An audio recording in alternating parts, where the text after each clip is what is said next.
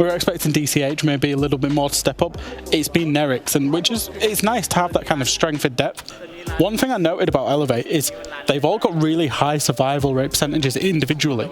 I mean, it helps when you're smashing everyone. Exactly, so that's what that tells me is when they're winning the round, they're not coming down to 1v1s, they're winning them with like 3-4 players alive. They're absolutely smashing through people. That's probably the best thing to talk about when we talk about SRV survival rate, is when we're talking about high rates across the board, it just means so many people are staying alive. Now, it's cool to see the smile on both of these teams. Maybe there are some special maps that we have ready. Usually only Getty's sending this to Jess, so don't highlight it. I watched all the content. Here we are. Chalet and Coastline are banned first. Jack, can you take us through it? Rogue banning Chalet is always an interesting one because in stage 3, Chalet was their map. They loved it. It was their #1 preference map. However, they come into this tournament and it's like they're number 7. They've had a real change of heart on that map. Coastline getting away from Elevate, it's not a surprise. It's Rogue's favourite map, so I would ban that away as well. I mean, Rogue hasn't had very good recent success on that map, and of course we saw the fact that when we had the APAC quals, the only time that Elevate played Coastline, they lost it 7-1. They got smashed on it. So recent performance on Coastline, not so good, but a Kafe coming in, are we surprised? No.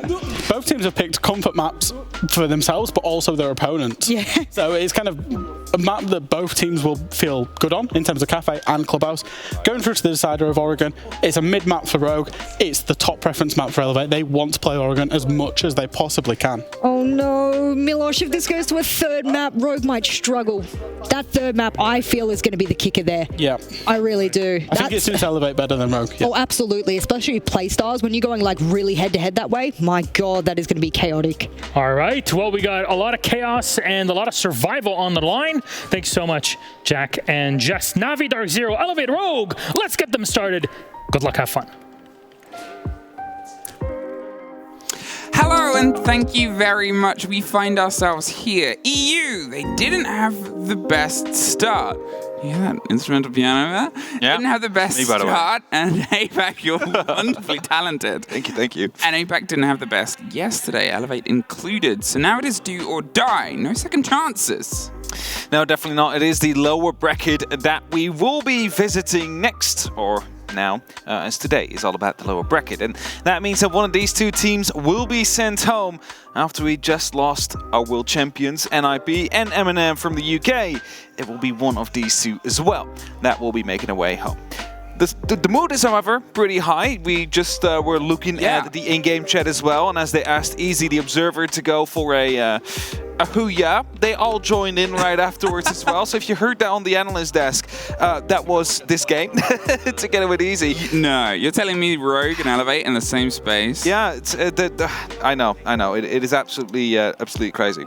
But at the same time, they also said, we will scrim you. What about we scrim right now in this game? That is what Rogue proposed at the side of Elevate. Yeah. Because, of course, no one wanted to scrim Elevate, which I think will change after how they have been playing. I just like how much fun they're having. Like, they're just playing with the camera as well and wrapping the brand.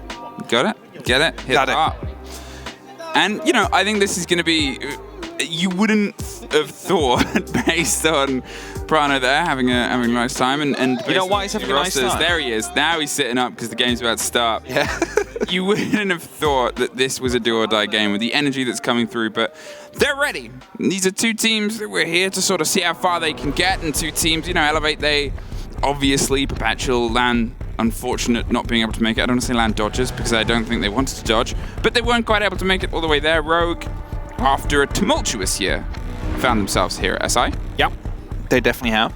And they're here to see how far they can get, and one of these two teams is going to get one step further than the other, and I think that's the sort of energy of this game is, you know, they're teeing themselves up for the rest of 2022 now.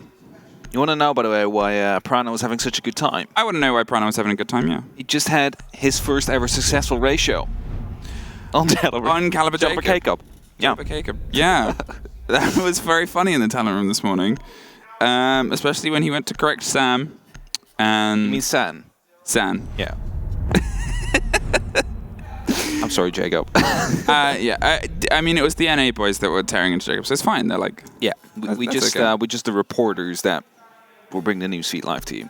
Either way, we are getting underway, and as the Goyo gets removed here on Kafe, it is quite a logical ban, considering how strong the shields can be. Mira also quite normal, I'd say. Finka in this meta is starting to become a bit of a problem in some of the hands, especially with an LMG, the healing capabilities, grenades, and a Gun 6. You know, it's totally not like there's a lot of utility online there. The only one that I might have not seen coming was the Maverick.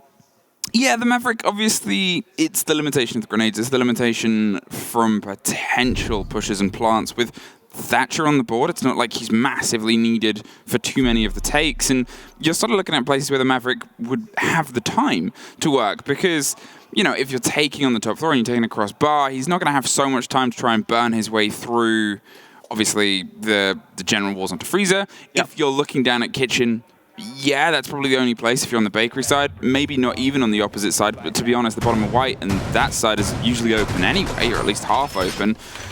I think it's that curious decision there with the Maverick, because how big of a removal really is it here from Rogue? That's it. Might have been onto something here. It could be having to do all with the hatch around Freezer later on in that bottom floor. I'm not quite sure. I also don't know if you want to ban a single operator for just a singular site. Either way, as the score is 0, it will be one of these two teams who will be taking the very first step towards either elimination or progressing through the upper bracket, lower bracket.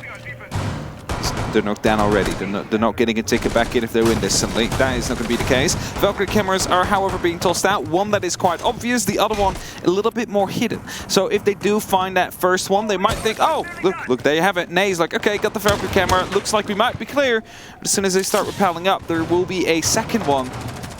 And this is checking it. Doesn't see it. No, it is there.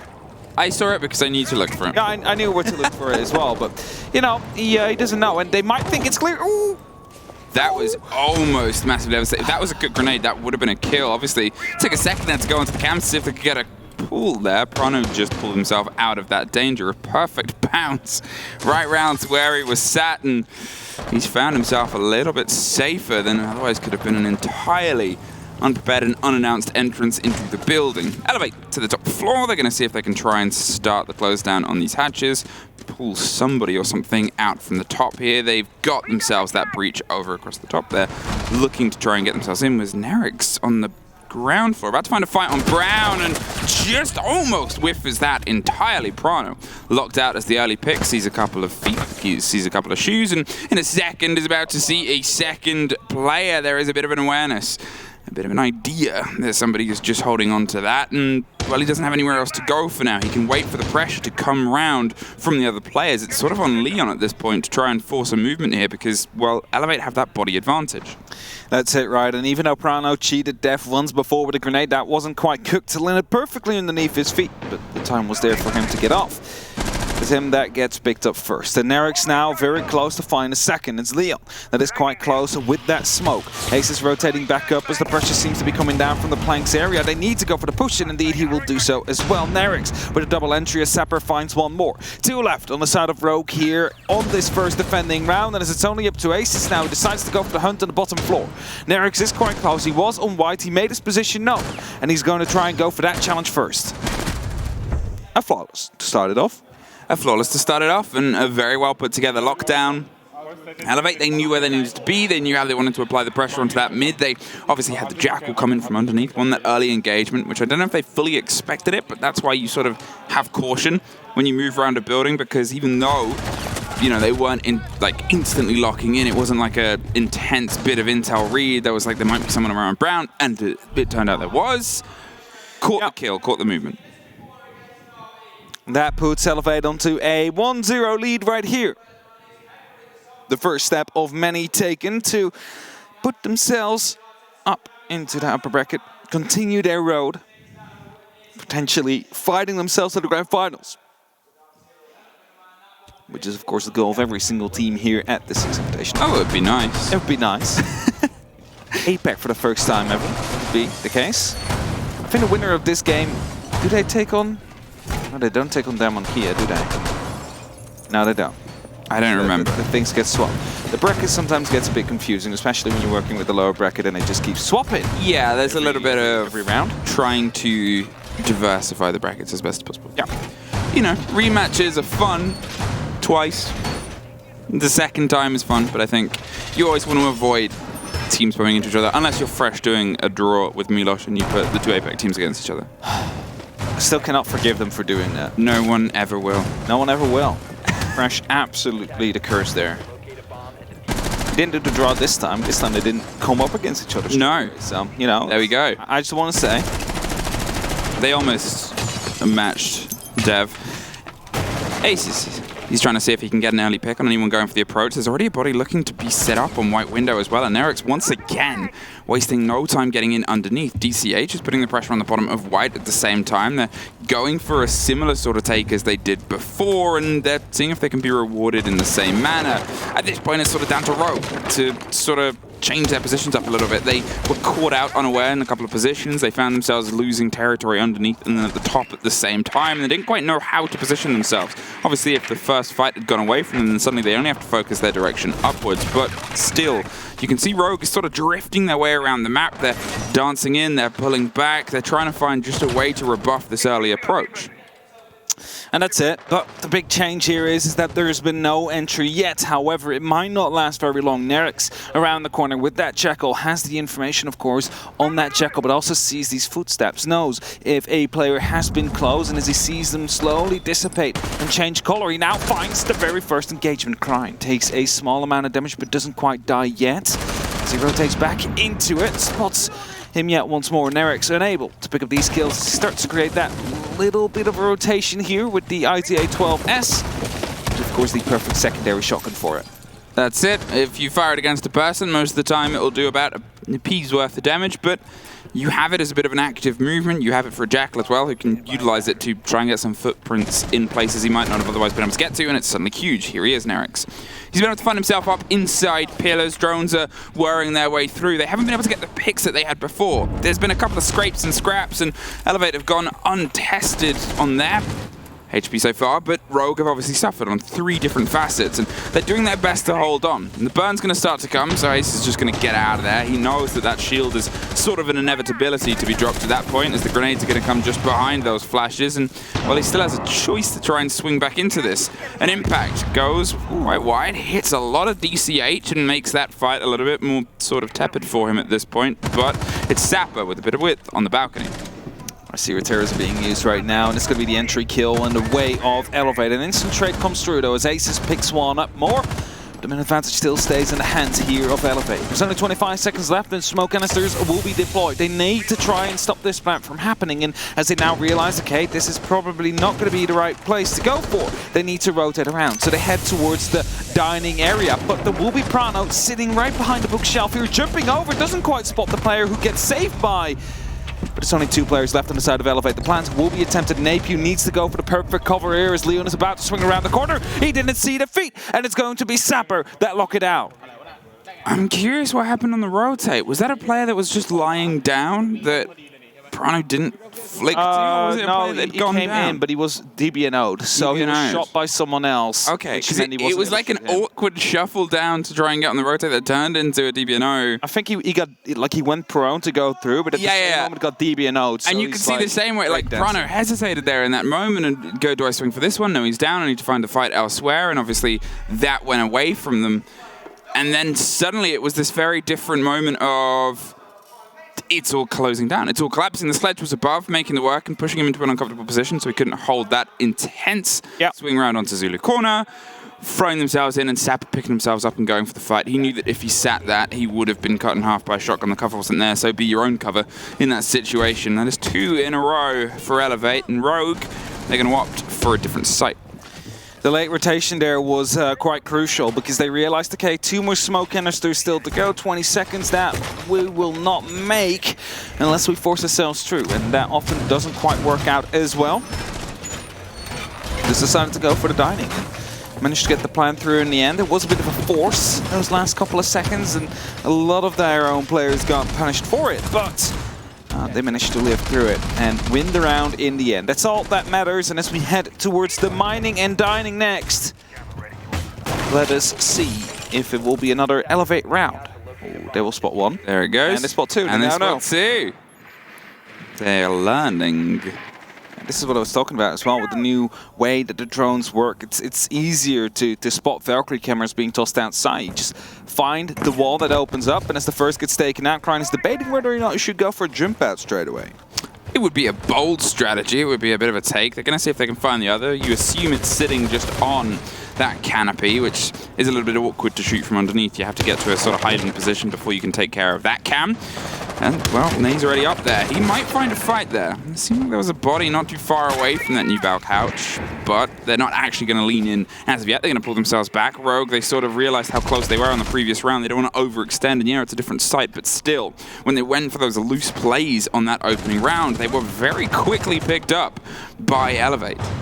Now we have 3 players of Rogue up on that top floor, only 2 near the side, and there's limited verticality currently on the board. By the way, Elevate has been playing. They could either try and proceed through, or Nerix just sneaks in from the back, finds a kill, and they suddenly try and force themselves through the sites again. It seems like he's aware if someone is on that pillar, a ping is coming out. He wants to have some more information, or at least a bit of a push to come through from the rest of his team. That's a phone call. He hears the noise, he knows someone is out there, spots it, and gets the entry yet once more. Perfectly lurking Nerix is, every single round so far, engaged in that opening. Nerix has been causing so many problems on that Jackal, and obviously just being able to find and isolate his own way through the map. He's been able to repeatedly get into these situations and positions without anyone having an idea or having a sort of knowledge, and across all 3 rounds so far, he's at least found a strike out of it. And here, now they have that opener, but they are rebuffed. Aces is able to take care of DCH, a swing round on the far side. The Iana's gone, a big player as well, who, to be fair, pops off a little bit more on the Jaeger on their defenses, but still it's a removal on Kafe, which is this constant moving aggressive sort of mix of gameplays and styles. Rips. There's some attention still being played to the verticality here. They have that lockdown. It's important to keep, but look at all the drones, look at all the bodies and players that are stacked up, and, well, not for very long. A double down as well. Somebody else got caught at exactly the same second as Rips did. Cryon's off. Brano, he's locked in there. You can see the diffuser is being dropped at the top of the stairs. They want to go for the engagement and not risk losing it too, and Brano's just out of there. Drops all the way down into the basement. Aces gets a bit of verticality right above him as he gets spotted out by a drone. 20 seconds left on that clock. The diffuser needs to go down at some point, and as it has been recovered, the hatch will be opened up towards the training museum. That gives them an opening to either side. If they find one, they'll surely go for the push in that area. And as the drops come through, it's only up to Prano now. He gets that one. That's the diffuser, but Nerix right behind him to go for the trade straight away. And a pretty clean round coming in here for the side of Elevate yet once again. And you don't see it, but we saw the kill cam there. He spotted those feetsies, those red feet going into mining, into train. So without having a drone, by those footsteps, he knew where Prano was going to be or going to head to, which is what I like about the Inox scanner. I don't see enough people use it, but like there's no reason to not have it enabled. Well, I mean, you're walking around. It really depends what you're comfortable looking for. Obviously, you spend however many, hundreds of hours, thousands of hours, looking for certain pixels, looking for certain differences in plays, and it's one of the most important parts of Siege as well, because obviously it's so active. There's so many different angles and ones that can be created and removed. So those little slivers, those little swing outs, which is obviously the conversations that we've not been a part of, but seen over the years of allowed outfits and designs of operators, the external glow, sort of not making that as stressful as a thing. I could see why having an overlay would sort of make that uncomfortable for some players. But if you find a feed and you know where that someone is in that room, could be there's moments, right? And you can turn it off as soon as you know someone is in that room, so you can then play with that again. Just the one issue I'm having is that there's a lot of Jackal players that only turn it on to scan and then turn it off again. Whereas if you're out of all scans, you can still see the feed on the ground. You can still see if someone was there just 2 seconds ago, or if they're blue, which is like a minute ago, which is pretty valuable information to have if you're still looking for potential roamers, for example, because you know whether or not you're getting close. If you haven't worked it out by the gesturing and the talking and the logos on the screen, it's attack timer. It's Rogue having a moment to talk. It makes sense. They're 3-0 down. They want to try and get themselves back level. There's also a fix on a blurry camera there and a close-up of Super Onigiri. Such a big fan of him. I know you are. Yeah. Do you want me to see if I can get you an autograph? Because he wants your autograph as well, doesn't he? We can change autographs instead of like jersey swap. Like a jersey swap. Yeah. Just like an exchange of autographs. I mean, it's high energy, as I said. This lobby was always going to be. They've got into. They're just leaving it on him as long as possible because they know he's a content factory. I like how he's like you know, many players they just wear their jersey, something else. He always has this scarf kind of. Yeah, it's like a very. Like a turtleneck sort of thing. Yeah, I was gonna say maybe like that's a very why I'm a fan of him. extreme turtleneck. I think that's why you have like this. We just bond over having fabric around our neck. Either way, we're getting back into the 03. Elevate is currently leading, and they will bring us. Well, yet another attack. It's Rogue that's on that defense. They will go up to that top 4 now. One we have been to almost every single round, but not as the main site, but as an extra.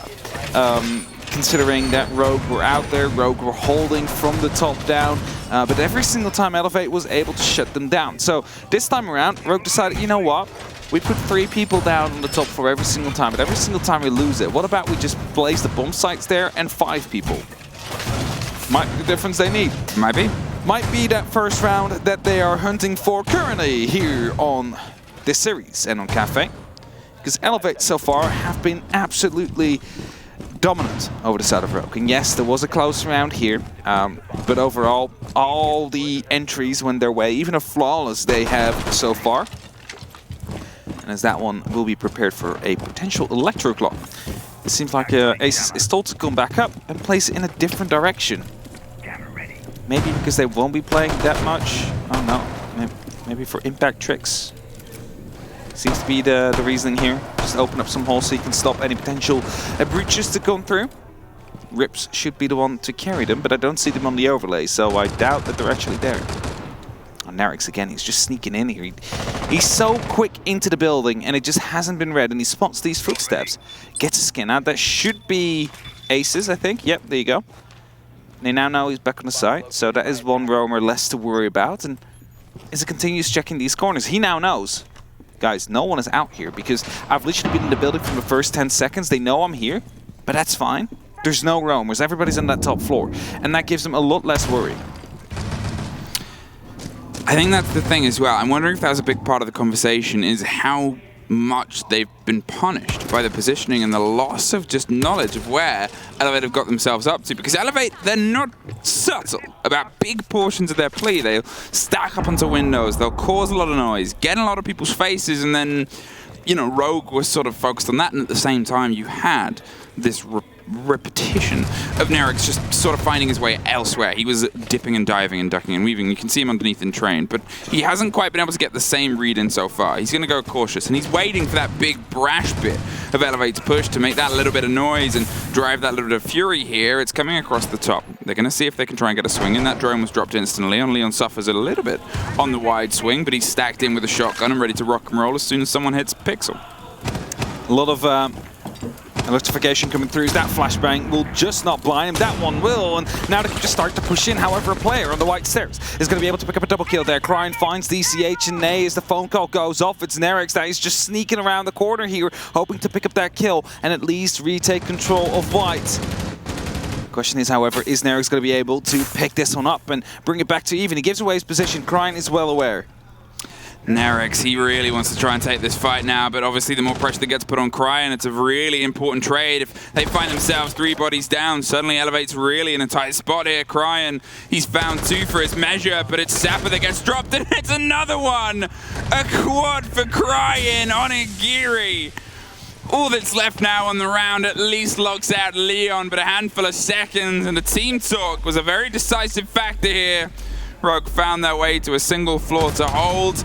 And there's at least some revenge for his 4 other players. I think Cryan was looking for an ace based on the final positioning. But he did more than enough there, especially, obviously, the coverage of Leon was big, the double kill. But then there, like, going for the Sapper fight first at the same time as the pressure coming in from underneath him, very well played. Now, you're wondering, all right, there was a lot of denial on those walls. You had Mute Gemmers, you had Electro Claws. It was basically impossible to go through for the current lineup that they had on the side of Elevate. Maybe they should have tried and bounced a grenade around the corner so you can get rid of the Mute Gemmers. You can open up into the bathroom area there, but instead they just tried to go for the gunfight instead. And Rogue, they read that perfectly. They managed to play into it, and now they'll head towards the mining again. Now, it is important to know, if I'm correct, right, Thatcher is open if I'm looking at these bands. I'm looking at the same bands as you. Unless there's somehow a Thatcher band that snuck in.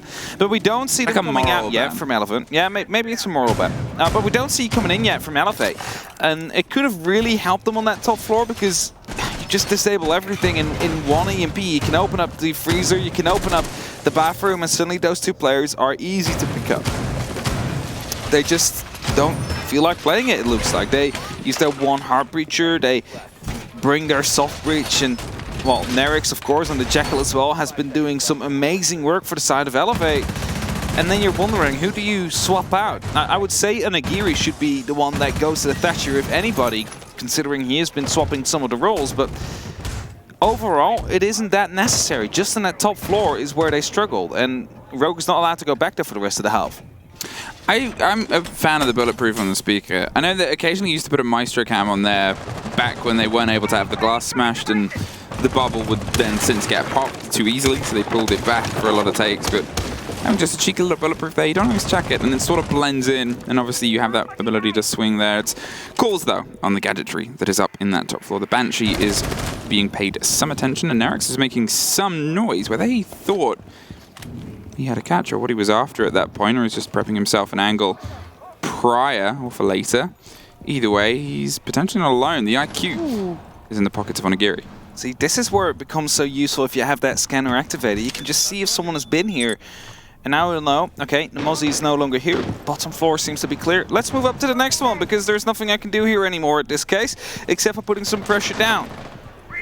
It's just one of the scans used. Will be spotted out by the camera, so they know he's out there. But as he instantly rotates back towards the brown stairs, he leaves a bit of a wonder in the sides of Rogue. Is he going up brown? Is he going up white? We need to make sure both are being held. And with more utility being taken out, he tries to give himself and create a bit of a mystery around himself. It sounded like there was a little bit of a scrap fight there as well. Onigiri is the first to go down. Cryin is able to pick that kill up, whether it was a drop from the top or a rise from the bottom. We saw him outside the building, so I'm going to assume that was a hit on the hatch itself. And here it means that there's got to be this recollection. Elevate, they're picking themselves up. They're moving over to the side of white. They've got themselves stacked up here for the chance to push alongside Napier, who's dug in just on the other side of that triple wall of reading. He's curious about the possibility of someone going for a swing round on the upper balcony, but they start to make some noise, cut themselves directly across the Buck. He's going to see if he can cause some problems, tries to utilize that key to find the lock above him, but Rogue aren't giving them anything, and so far this is the first time we've seen Elevate go for this sort of push and not really have verticality, so the swing starts to come up over onto the white side. With three peoples up on the top floor here, and Elevate is going to be able to pick up one on the hands of Sapper. Finds Cryin. And now they want to have the wall open up even more, so they could go for either a long hold or a potential flank and plans to come through. DCH picks up yet another kill. Prano inside the train is holding a very tight angle and should be able to pick up some of these Elevate players if they're looking to go past. Aces takes a lot of damage. Sapper deals some more as well. Finds the head, finds the diffuser with 15 seconds left. Is going for the second gunshot, but Nay is going to be able to actually pick up a double kill from this position. It's only up to Rips now, and Nay with a triple is locking it off for Elevate. It's another big take. It's another swing round there. They had that attention and that focus, and they made sure that they could sort of dive in on that final push onto mining. All those back lines were locked in, and without the verticality being immediately theirs, they had to sort of make one of those decisions that they've been able to make throughout this competition, which is that patented brand of aggression, of just driving themselves through and really causing some havoc. That's it, and Prano, in theory, perfect position, right? He's looking down at the feet of the Elevate players if they were moving in, and if he picks up one kill, great. got the diffuser there as well, went to go for the second gunfight, but nay, like it is a very tight angle Prano was playing there, because you're looking through 2 rotations and then through the small window in the train. Everything needs to align if you want to hit that shot, and it just clean takes that head off. Amazing gun skill there from Napier, who picks up a triple kill. But now we have to address an elephant in the room, or rather the opposite of an elephant. As an elevate. elevate? To be Kavera picked by Rogue. And that's why it's the opposite. Doesn't quite step as loud as one. Let's see whether or not he's going to be able to punish Nerix, because, as you know, Silent Step counters the Inox. If you're being scanned and you activate it, it does not pop up, the ping doesn't come through. But whilst you're in the Silent Step, also no footsteps get left behind, so the Jackal won't be able to trace you. I think it's worth sort of mentioning, since the tech timeout from Rogue, Nerix hasn't been able to net another kill. So it was obviously a big point of the conversation, as we sort of assumed it would be, was what can we do to have a little bit more awareness of this Jackal that just keeps creeping up and reaching into our holds. And it has worked, but it hasn't worked fully. As he said, he's still able to have this pressure. He's still able to get a quick clarity. So the Kavera is going to put a little bit more quandaries and queries into the side. Obviously, this is Rogue's map, and they want to try and get themselves a 4-2-half before they find themselves, well, unsaid, they're going to have to go in a 2-4-half even. Now, what is good to mention here, Prano was on that top floor, dropped down the hatch whilst in Silent Step and went to go prone right behind near the kitchen. So if Nerix moves through, there's absolutely not a single footstep he will see except for this one that will tell, okay, Melusi is up top, no worry. And now he's being chased as he heads up to that red stairs. It's Prano that is aware that one of those scans has been made, needs to quickly take a pause, however, as the Silent Step is currently recharging. Onigiri on those brown stairs is also someone that needs to be very worried about a potential interrogation. That's the down. He goes for the entry though, or for the confirm, as he wasn't a Jackal, so he knows that there could be some backup coming in. And now they know there is going to be that Kavera in that basement, and a separate fine to kill as Leon to drop. So Elevate doesn't seem to be too worried about it. They just leave the Kavera on that bottom floor and start hitting the side instead. Sapper is waiting for an approach here up the top of White, but obviously now there's this caution they have to pay towards, well, that ground floor ripped away from you. You lose the Thatcher that you called for or asked for before. They're off the board and they haven't had a presence. Nerix, he's under a bit of fire and blow from the players that are on the top. He doesn't have that freedom of movement because, as I said, there's a caution that he now has to pay to the cautionary tale of, oh, we didn't fully get everything. We didn't get all that intel that we wanted here. He's waiting for a bit of a wide swing. You can hear some explosions and possible push happening around the mining side. There's obviously still Sapper on the window itself, but with Nade just finding that dig and filing their way across the side of White without any real drive here, they're a little bit lost in the water. They definitely are, and there is still the opportunity to open up into the freezer, but as another down comes through from Prano, just lurking on to the lurker of Elevate themselves. It's again not an interrogation that comes through, but it doesn't seem to matter that much. They try to go for the side take, but Aces is ready to shut him down. 35 seconds and 2 people left on the side of Elevate, and 4 on Rogue. Are they going to be able to yet again pull out a round? It seems unlikely, but not completely impossible. Now, Sapper, he's seeing if he can rebuild with DCH. They're a little bit isolated into pillars, and they're going to see if they can try and just drive a singular point of the 2 remaining players back against the 4 that are still stacked, 2 stories and 1 off the board.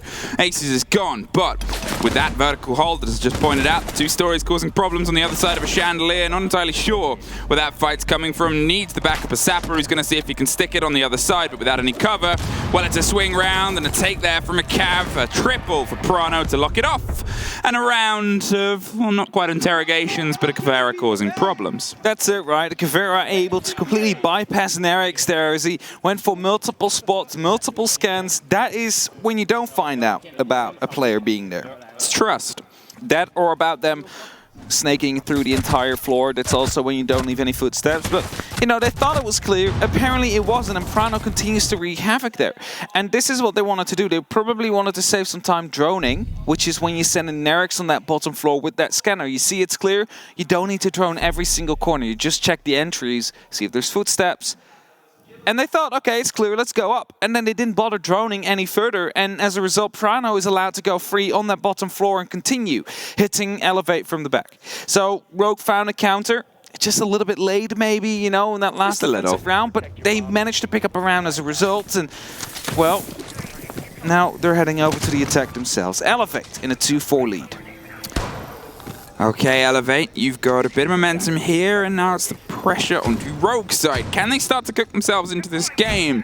Leon and Rips haven't quite been able to dig themselves in as of yet, and it's a bit of a balance between the other three gunners, whereas we sort of had a couple of pop-off players on the side of Elevate. It's a difference and a distance between being able to drive that momentum and having it driven against you. And here, Rogue, now able to sort of funnel that push into their own direction, might be able to funnel it into a little bit more success. They are obviously only 2 behind. 2 steps, 2 swings.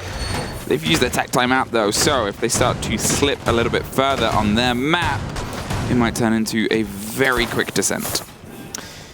It might definitely. As Rogue, of course, picking Kafe here. Elevate in that lead 4 attacking rounds is an incredible feat.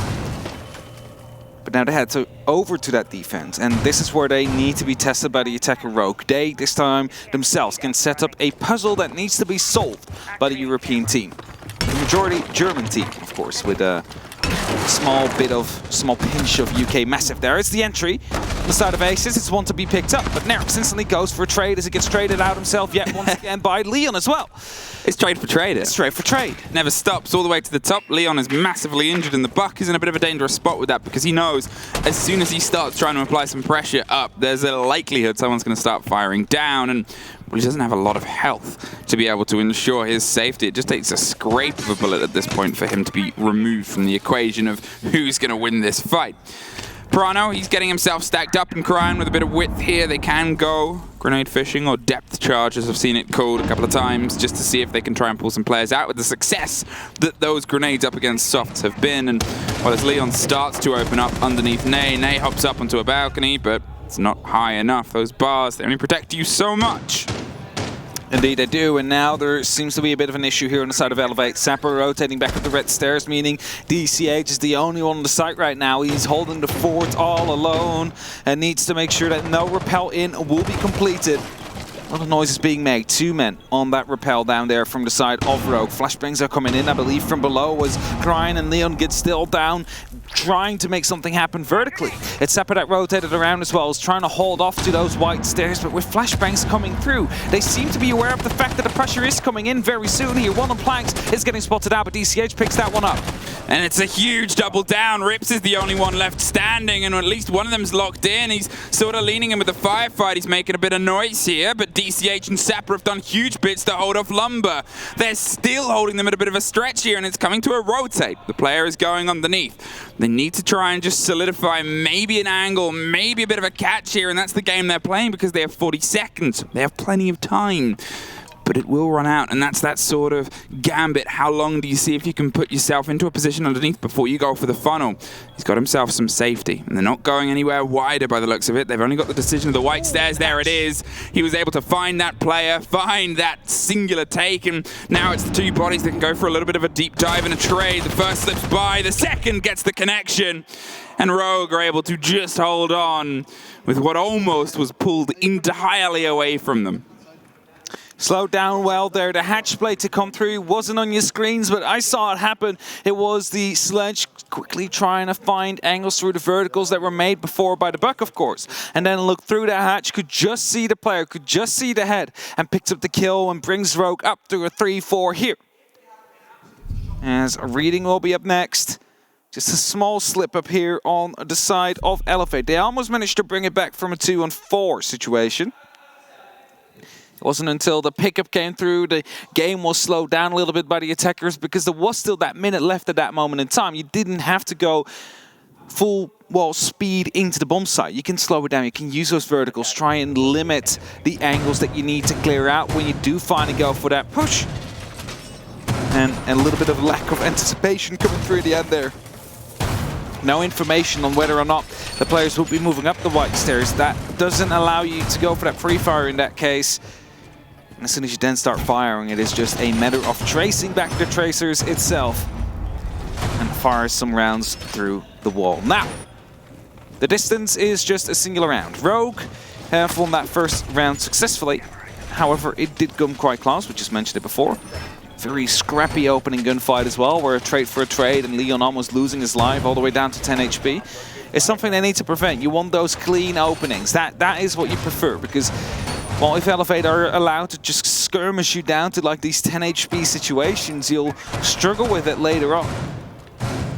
As I said, though, being able to drive the pace might be a big maker here for Rogue. They now have that confidence, and they're able to put their fraggers first, which, as we said, what was punishing them primarily on Elevate's approaches was they never really knew where the fight was going to come from until that final round, I would say, when they had the Kavera to play against it. And, well, they're going to know that it's going to come from here, potentially very soon. It's knocked on the door. Rogue is going in for a pretty quick rush. They get the first body. The procs goes off, but at this point, you already know, dropped in the hatch. Sapper gets a rebuff in the laundry, cleans up, gets the second with a wide swing over the books. Red, there's a push coming up the back of the white stairs too with a little bit of cover. Onigiri on pillars finds that last player. Sapper and Prano either side of a very destroyed bookcase, and it's Prano that gets the edge, gets the bearing, gets the swing. Now they're stacked up, one on white with Leon above, and they're going to see if they can try and get a connection, but the C4 from deep in Onigiri. It's a laundry fight. It breaks onto Zulu and Elevate.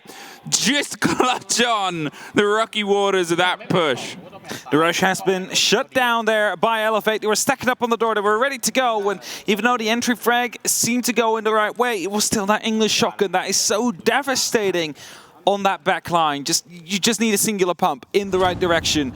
What a flick that was on Crying as well. With that, it is going to be Elevate that lock off that round very quickly after they have just lost round 7 and they put themselves up 3-5. 2 more rounds and they'll find themselves with the first map win here as they're headed towards Kitchen.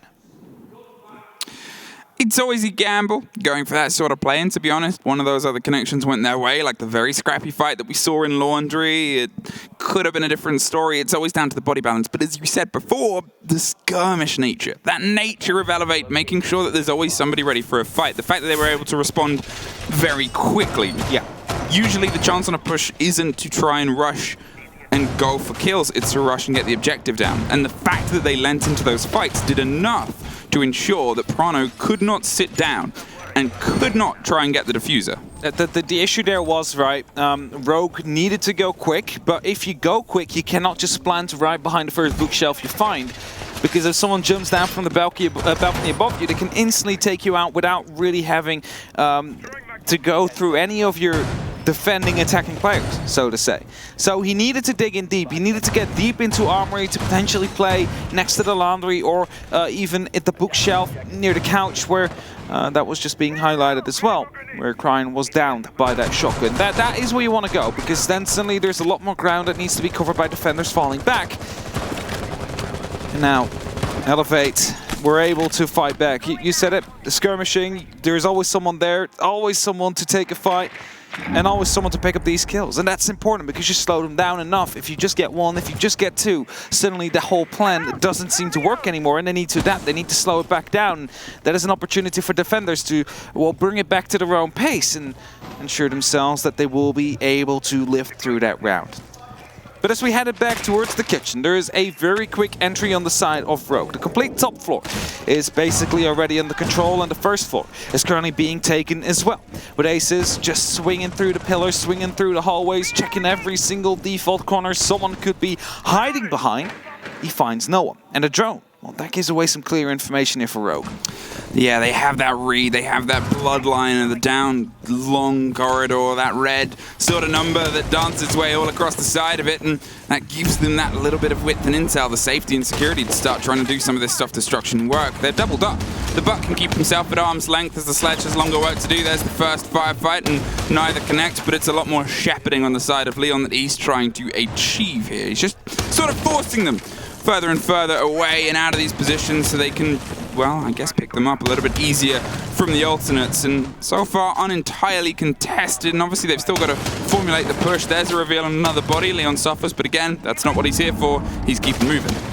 Keeps moving indeed. He doesn't want to take these fights. He just wants to make sure that it's unpleasant to play for these defenders in the positions. Because if they would play here, they could instantly be picked up, and we might even see a 5-on-5 execute happen soon, as we're a minute in well, a minute left on the clock. And having a player up on that top floor when you do start pushing into the side could be the difference maker here. With all the entries and all the rotations that have been made, you can lock off these doors back towards the site. And as a SPAS 15 is being used by the side of the Thunderbird, that is something that I haven't seen too many times before yet, but I'm wondering how that will play out. Well, we're about to find out. They're trying to flash their way out and around the back stairs. They're going to try and get Leon for that little bit of swing support here, but there's a rotate coming up red, or they're at least toying with the idea. The fight may be stopped there because there is that singular player watching it, and this could be a huge flank that finds its way onto the Nomad.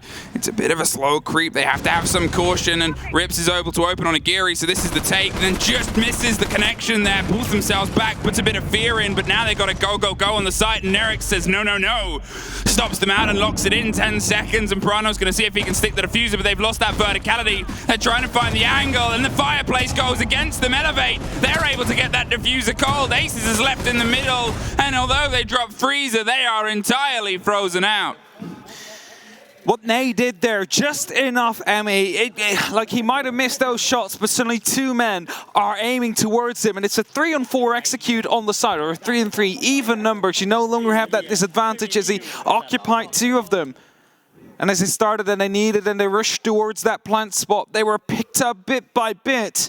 Not by the verticality, but by the players who did not have to worry about verticality anymore since Ney was up there. And now they're on to a map point here, the first of the series. And if they win this one, they're headed towards their own map pick next, which is going to be on Clubhouse. Now, that is a bit of an equal ground always. Everybody knows how to play that map, but some just know how to play it a little bit better than others. 6-3. 6-3 on Rogue's map here. Elevate, they've been able to set themselves up for 3 swings at a defense to lock it out and drive themselves one map closer to continuing along the lower bracket. Rogue, they have to see if they can try and swing some of this momentum back into their favor. They've obviously lost the last 2 with 2 different styles of take, one with all the time that they can do to prep, and one with let's try and get it as quickly as possible. And they've both had their sort of elements. It's those unfortunate misconnections that Rogue have sort of suffered this whole tournament. And here, Elevate, they're more than happy to lean in. In the words of the Sonics yesterday, when they were talking about it and talking about Super when he was doing his post-game interview after playing them and playing Damonkia, Elevate were the team that they were most scared about because they're so impossible to predict and so impossible to prep against. Yeah. For that factor is their game style is one that is just so away and removed from what you're usually up against. Now, a small, nice, fun fact. In the first 3 rounds we played, Elevate were able to land the opening kill, all 3 of them. And I believe all 3 of them were Nerix as well. They then called a tactical timeout as Rogue was 0-3 down. And ever since, Rogue have been able to pick up every single opening kill afterwards. So the tactical timeout did work out. They didn't lose those early rounds anymore. However, it doesn't quite stop Elevate. And that is something we also see with Damonkia. They don't need the opening kill. They can skirmish themselves back into that fight. They can trade each other out. Even with a 2-on-4, you cannot count them out in that case. As Aces does get quite close here to find the head of the Aruni on the other side. And Nagiri is, for now, still alive. Onigiri's doing all he can to hold himself in on the top, dropping drones and waiting for this swing round. The pressure on that window just missed the sliver, but that Tracer will give a reveal, pops a couple shots, pulls himself back, but with the body on the white window upside down repel, there's only really, we'll know where he can go. He's trying to find a semblance of safety, and he somehow slips into the bathroom. Just round the tight corner there, the angle being watched, and he's still under a huge amount of pressure, but it's time that's being wasted. Time that's being pulled away from this approach here. You can see that there's a lot of thought going in here from Rogue on how we get this player, but look at Napier. On the swing of that new Bauk, waiting to see if any drop comes down. The drone is rolling its way across. There's a swing and extension. They have all the support that they need. Rogue cannot quite find that inroad that they're desperately after, and, well, Nay's finally caught. Leon is able to once again add another opening here, but it's can they get that close that's evaded them for a couple of rounds. That's it, right? And well, Zenogiri has fallen back towards the back of the side. He's playing with that Mark 14, the DMR, and he's one of those players that is an absolute beast with that weapon. You need 2 kills anywhere, 2 shots anywhere in the body, and you manage to you know, get the kill there. So as he will be playing with it and he has that trigger finger for it, he's going to be able to potentially be a round differentiating factor here in the end. 40 seconds left on the clock. We have Aces repelled up on the side. That is currently what the ECH is worrying about. The rest of the Rogue members are still all repelled up or ready to jump through the hatch up. So there is not much time left. They need to go for a bit of a Hail Mary here, and as Leon is the first one to be picked up, it's Sapper that gets a very important kill. It's battle back here, 20 seconds, and they're going to see if they can just try and keep a handle on those trades, those skirmishes that Elevate have been so good at driving with a body right in the middle without the diffuser. What else can you really do? Sapper, he's trying to just keep dancing around, and there's the diffuser! Cold on the roof above the skyline, and it's all falling apart. Rips is all that's left, but he's got to pass an alibi to get there, and this first map goes to Elevate! What an important shot that was, and up until 15 seconds left in the round, not a single member on Rogue had entered the building yet. And then the diffuser gets dropped, and suddenly all hopes and dreams for that round to try and bring it up to a bit of a more equal scoreline start to dissipate. And as Elevate are congratulating one another quickly, getting some water out of the way. Nice little drink. Before they head into the post-map talk. It is Elevate with the smiles. It's Elevate that is very happy about picking up this first map. I mean, as we said, going into this showdown, it's two teams that love to play Siege, and they have, you know, comparable game styles at points, but Elevate, that aggression, that control of the map, and that freedom was just unpunished for too long on Dostoyevsky. It definitely was. It was Nerex able to basically play for 5 rounds in a row in that basement, just clearing out that first floor within 20 seconds. That's it. Within 20 seconds, they only had to deal with 2 fours left. Just in that 6th round is when Rogue found a counter about it. And maybe they'll be able to implement that into Clubhouse. Who knows? We'll see soon. But first, we'll head right into a break. Our agents may have their skill sets, but my designs, they give us the edge in the field. One thing that I love in OSA is you can make some crazy plans. You know, you can just go inside the bomb and drop some smokes and put the shield in front of you and just plant, you know, relax and plant and go leave the area. That's it.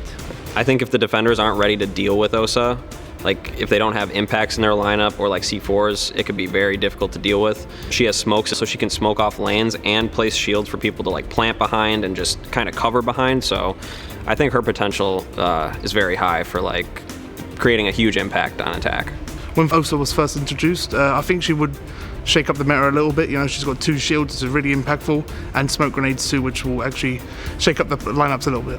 After you put the shield, you can take it back. So piggyback the shield if you are like in an area, very important area with the shield, and you are there like covering your team to dominate another place. After you put your shield, just take it back and go to another area, and you have the shield to make another play, whatever you want. You have 2 shields, so it's pretty insane. You can honestly treat her like Montaigne. You can kind of just walk around the map and like clear it out if you wanted to. And people got to be ready to deal with her. Like there was a game, DZ versus Furia, where Furia was trying to plant Jim with OSA, and they were just trying to plant right at the Jim door, putting the shield down, but DZ had 4 sets of impacts, so they just kept impacting the OSA shield, and they couldn't plant and execute, and they ended up losing the round. If it's your first time playing OSA, I'd recommend always bringing smoke grenades, because it's good to cut off line of sight, and also to just place the shields in any position you feel comfortable to approach the site. Eu não tentaria colocá-los de janelas. Eu vejo que muitos jogadores iniciantes tentam colocar sempre a USA em janela. Eu acho que não é uma jogada muito boa. Eu tentaria sempre jogar com alguém atrás de mim para poder me dar o backup atrás do shield. E tentaria fazer algumas jogadas com plants. Eu acho que é bem interessante por ela ter smoke também. Eu acho que essa é a melhor opção para jogar com ela. I don't play OSA as my role, but my teammates, specifically I guess Matt, Hot and Cold, he likes OSA a lot. I would say that we don't bring it out much, or haven't brought it out much in like competitive, but like in ranked, we play OSA a lot. In my team, actually we play OSA and sometimes like in bank, because with the shield you can like make some really fast entrance like in the golden stars, you know. Our team doesn't really tend to play OSA, but I do play her a lot in ranked because it's really easy to just push up against enemies, have some fun with your friends, you know, like get really close and just meme on people. Not a scratch.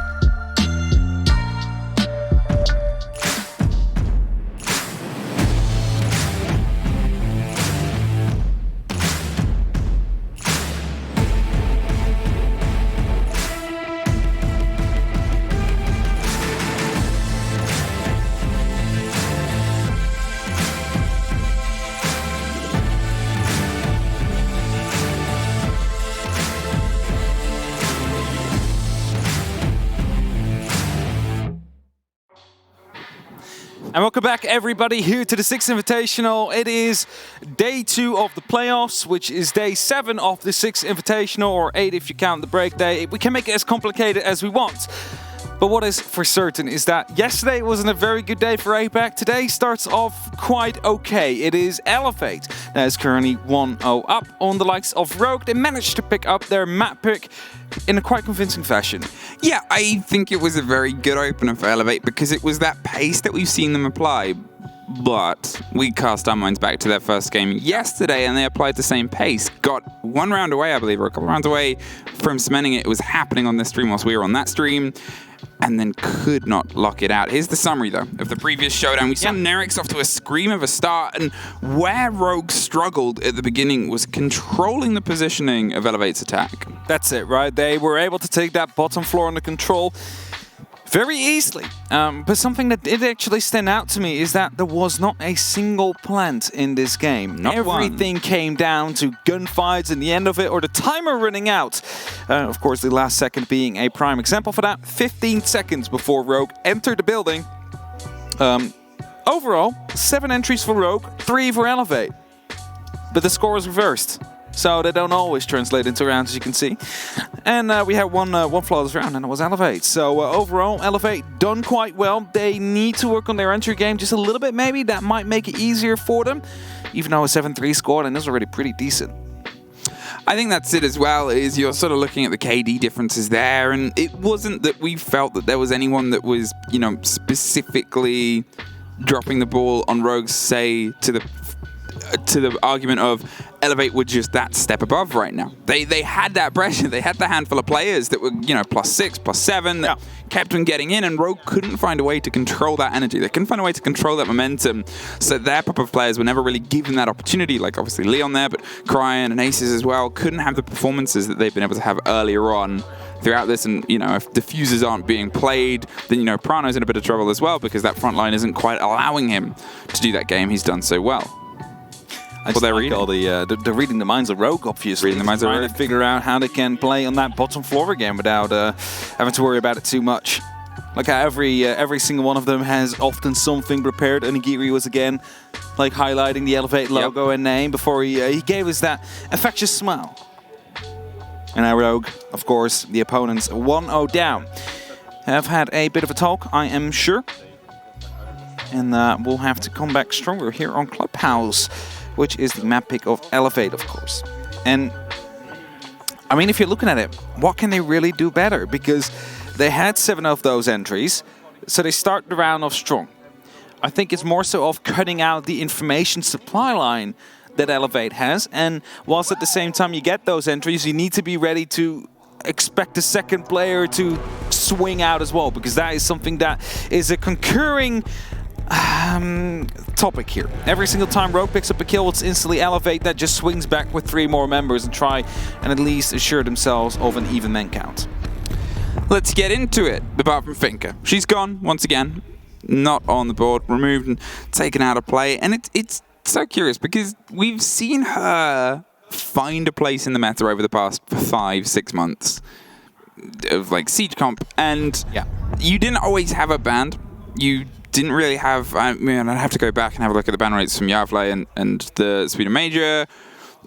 Mexico, I think she was still sort of coming into her own at that point. I don't think she had the biggest presence here, but here, the ban rate for Finka is probably one of the highest, if not the highest, it's ever been for a competition. It's funny because it used to be that useless operator, say, when it would mess with your recoil, and everybody's like, you don't want to have that. Like, it just messes everything up. But now it's an LMG, low recoil, Gone 6, grenades, healing capabilities. And it just hits so well on LAN. And that is the reason why I assume most of these teams are either playing or banning it in this current meta. Elevate not wanting to play against the LMG, that limits it to basically only the Zofia being able to bring it, which is already one operator less that you have to worry about pre-firing around the corner. Warm-up map done. Yeah, you better hope it's done, you better hope. Because they did say before, if you're just joining in, no bueno. No bueno. Not good. No. Elevate want to lock this off. But what they did say, Rogue, beforehand is, hey, can we just make this a scrim instead of an elimination bracket? Because of the... All right. The chat is descending. Other chocolates are available. Into other chocolates that are available. Yes. Oh, that is going to be a big fight that will arise after this match, I think. Winner takes all the buenos. Winner takes all the buenos. I mean, buenos is for winners. That's it. And Elevate so far have the first map, so they were granted some buenos by the tournament organizer. You see? Okay, we're going to start down in Judge. Elevate, they're opening up on their defenses. Rogue opted to lead in on their attacks here on Elevate's map. And we've often had this conversation about Club is where it sits and for how long it's sat there and for the frequency it has existed in every tier of competition. Every sort of angle of competition has had a lot of Club. When you have to pick it as your preference, you better bring an NIP level game at this sort of tournament because... Or Empire level. You know, they're also pretty good at it. Yeah, like you need to have that top tier. You need to have that difference maker because everybody, in my books, at this tournament has at least a good club. I'm not going to say it's a great club. I'm not going to say it's like a top tier winning club, but a good club. And not everybody has that on every single map. And it's sort of this factor that plays into the pick ban phase. Now, they're using a castle and they're using a bit of a roaming strategy up on that top floor, but it's not quite like what we've seen before. I think one of those walls, the wall you just saw, has been castled off, but has been opened up already. And then Nagiri here wants to keep the pool or the billiards door open. Doesn't want to lock that one off. Still has a castle barricade left, however, so might still decide to close that up just a little bit later. But he is on his own, deployed to keep track and keep a hold of this first floor area. Is that 4? Yeah, where's that 4th one located? That one gets shot out. That just got shot out. DCH is going for the trick and the trap there, but the hatch still gets popped open with the handful that was on there, just enough to cement it being destroyed. Leon is already quite deep inside dirt as well. What the Eon is waiting for here is the potential of someone to go a bit wide. If he can go unchecked here with a grenade and either bounce it to the backside of DCH or see if anyone's behind the AKs, he might be able to do some damage, but Nay is actually the one who opens it up. Dropped on that, the cross hatch just outside that tunnel on kitchen corridor. They're making sure that they have that swing potential, that lock-in here. They've sort of said, well, we've got the mid-territory, and Rogue decided to try and drive themselves just to kitchen in the site itself and play around and against all of that pressure that was otherwise put on, but Elevate's not really truly handing it over to them. They're making sure that they say, well, we're still swinging on you, depending on how aware you are, and there's these pre-fire angles coming out. Elevate's under a bout of pressure. There's a prep C4 towards Dirt that Not's going to get the full connection there. It sprays of Leon and DCH, locking down Cry, and Cry's grenade gets him post-mortem, postpartum, and he's parted himself with this round. A low crouch behind that third box. Continual pings and pressure is bouncing back either way. Huge rotates going over to that kitchen side. Rogue is batting on the doors, battering on the hatches, just trying to find something here, but the scrappiness is continuing all the way through the round. Now, the only thing Rogue has been attempting to achieve here is to push in from the kitchen side. Players in Dirt, players in the kitchen, no one even attempted to take bar control. The hatch has been opened up the entire time already, and I believe one of the castle barricades did get shot out in the end there, but as long as Rogue continue to try and put themselves on a pressure here at the hatch, they're not really going to be able to get real far. So Leon gets his told to go for a rotate. A Sapper picks up Aces. Prano with that diffuser inside Dirt. If he gets spotted by the players at the AKs, which he does, it is Nay that drops it, and it's Onigiri that ends it up. A pretty good and solid round coming out here from the side of Elevate. Read perfectly into the strategy of Rogue, which to some extent questionable, as there was no pressure elsewhere on the map. It was just coming down from Dirt and from the kitchen hatch, which just allowed the members of Elevate to pick up these long angles, shut you down if you even try and go for a drop. I think the idea from Rogue there was, well, they're doing a tall hold. They obviously have the top. They obviously got the castles in the midst as well. They want to try and potentially fall Jim down to the bar, down to the side itself and waste a lot of time. And you can cut that off at the pass. You can drive yourself down Dirt and go for something a little bit more punchy. But it needs more presence, and it needs to be a little bit less telegraphed, because as soon as the presence sort of came in kitchen, we could already see, as I said, DCH and Nay, they were swinging around from the bar side, and Billiards, they were swinging around from that corridor down towards the chain link fence on the far side. There wasn't anyone on blue as well, which meant that Leon was a little bit stuck because he can't just swing in and take that fight and that engagement, because if he gets one, sure, you might be able to get the guy behind the third box. You might be able to get the guy towards the default underneath kitchen if you wanted to, but that's two very big different directions to take a swing fight on, and chances are, as soon as the first falls, the second is going to drop you without a body on blue to try and act as that counter. That's what I'm saying, right? Like, if everybody pushes from one direction, you're not going to be able to cover multiple angles, really, in that matter. And Elevate, they read that perfectly. They didn't overextend themselves. They didn't throw themselves into that kitchen. They were like, okay, if you stay in the kitchen, you can have that, but don't drop through that hatch, because then we get mad. That's when we will open fire on you. And well, Elevate able to pick up that first round as well. It's DCH that takes a small amount of damage. I think that would have been through the window as they tried to rotate past or even barricade it off. No, he hasn't got any left, so that should not be the case. By the way, pressure instantly coming down from the ground floor here. Leon opening up that main door, trying to eye into the bar side. Doesn't see anybody out there just yet and wants to get a drone in position. Well, there's an early fight. Napier tried to get out of there and succeeded with a spray onto the face of Cryan. They lose their sledge. They lose that drive, and with Castle still open, it means Sabana's going to have to do a little bit more of a stretch with that utility than they previously wanted to. You can hear the breaches coming through above as well. They're going for the vertical take that you need to have on this bar stage setting, but again, without that sledge, look at all that soft destruction that's potentially going to be needed either in logistics to force that kitchen player into a more uncomfortable situation. Once again, Rogue tried to go fast. They tried to punish the hold of Elevate at the pass, but Elevate, they just had that scrappiness to carry themselves out. What is weird as well is that Nate actually went for a bit of a run out on the freezer there. Got spotted, took some damage as Yokai drone there is escaping with its life, trying to reposition it again in a bit of a different position. It was Cryan that went for the jump, and even though they knew he was in there, you could literally wait or get a grenade and then pick up the kill like that. But as soon as you went for that jump, and you're stuck in that awkward animation, and that allowed, of course, Nate to pick up that kill, pick up the advantage again for the side of Elevate, as some pieces of utility are being taken care of, but also spots are coming back. And I believe that the hatch is still closed in construction, but they can open up any given moment. Now, there's only really the single player that's just on the jukebox, hopped up and hoping that they can be the sweet music that knocks Rogue back out off the stage. Leon, with the pre-fire under the player, downs them. The pings are continual. A couple more bullets lock it off. DCH is caught out in the closed soft hatch. And that was a big potential blow, but 50 seconds, and they still have to try and find some semblance of safety to pull themselves up towards that brick wall just behind that big solid black box and make sure they can plant with the cover against kitchen, and that will mean the fight onto billiards has to go into their favor. The spray comes round, they slip themselves past, but there's Nerix on the jukebox with one. He gets knocked down.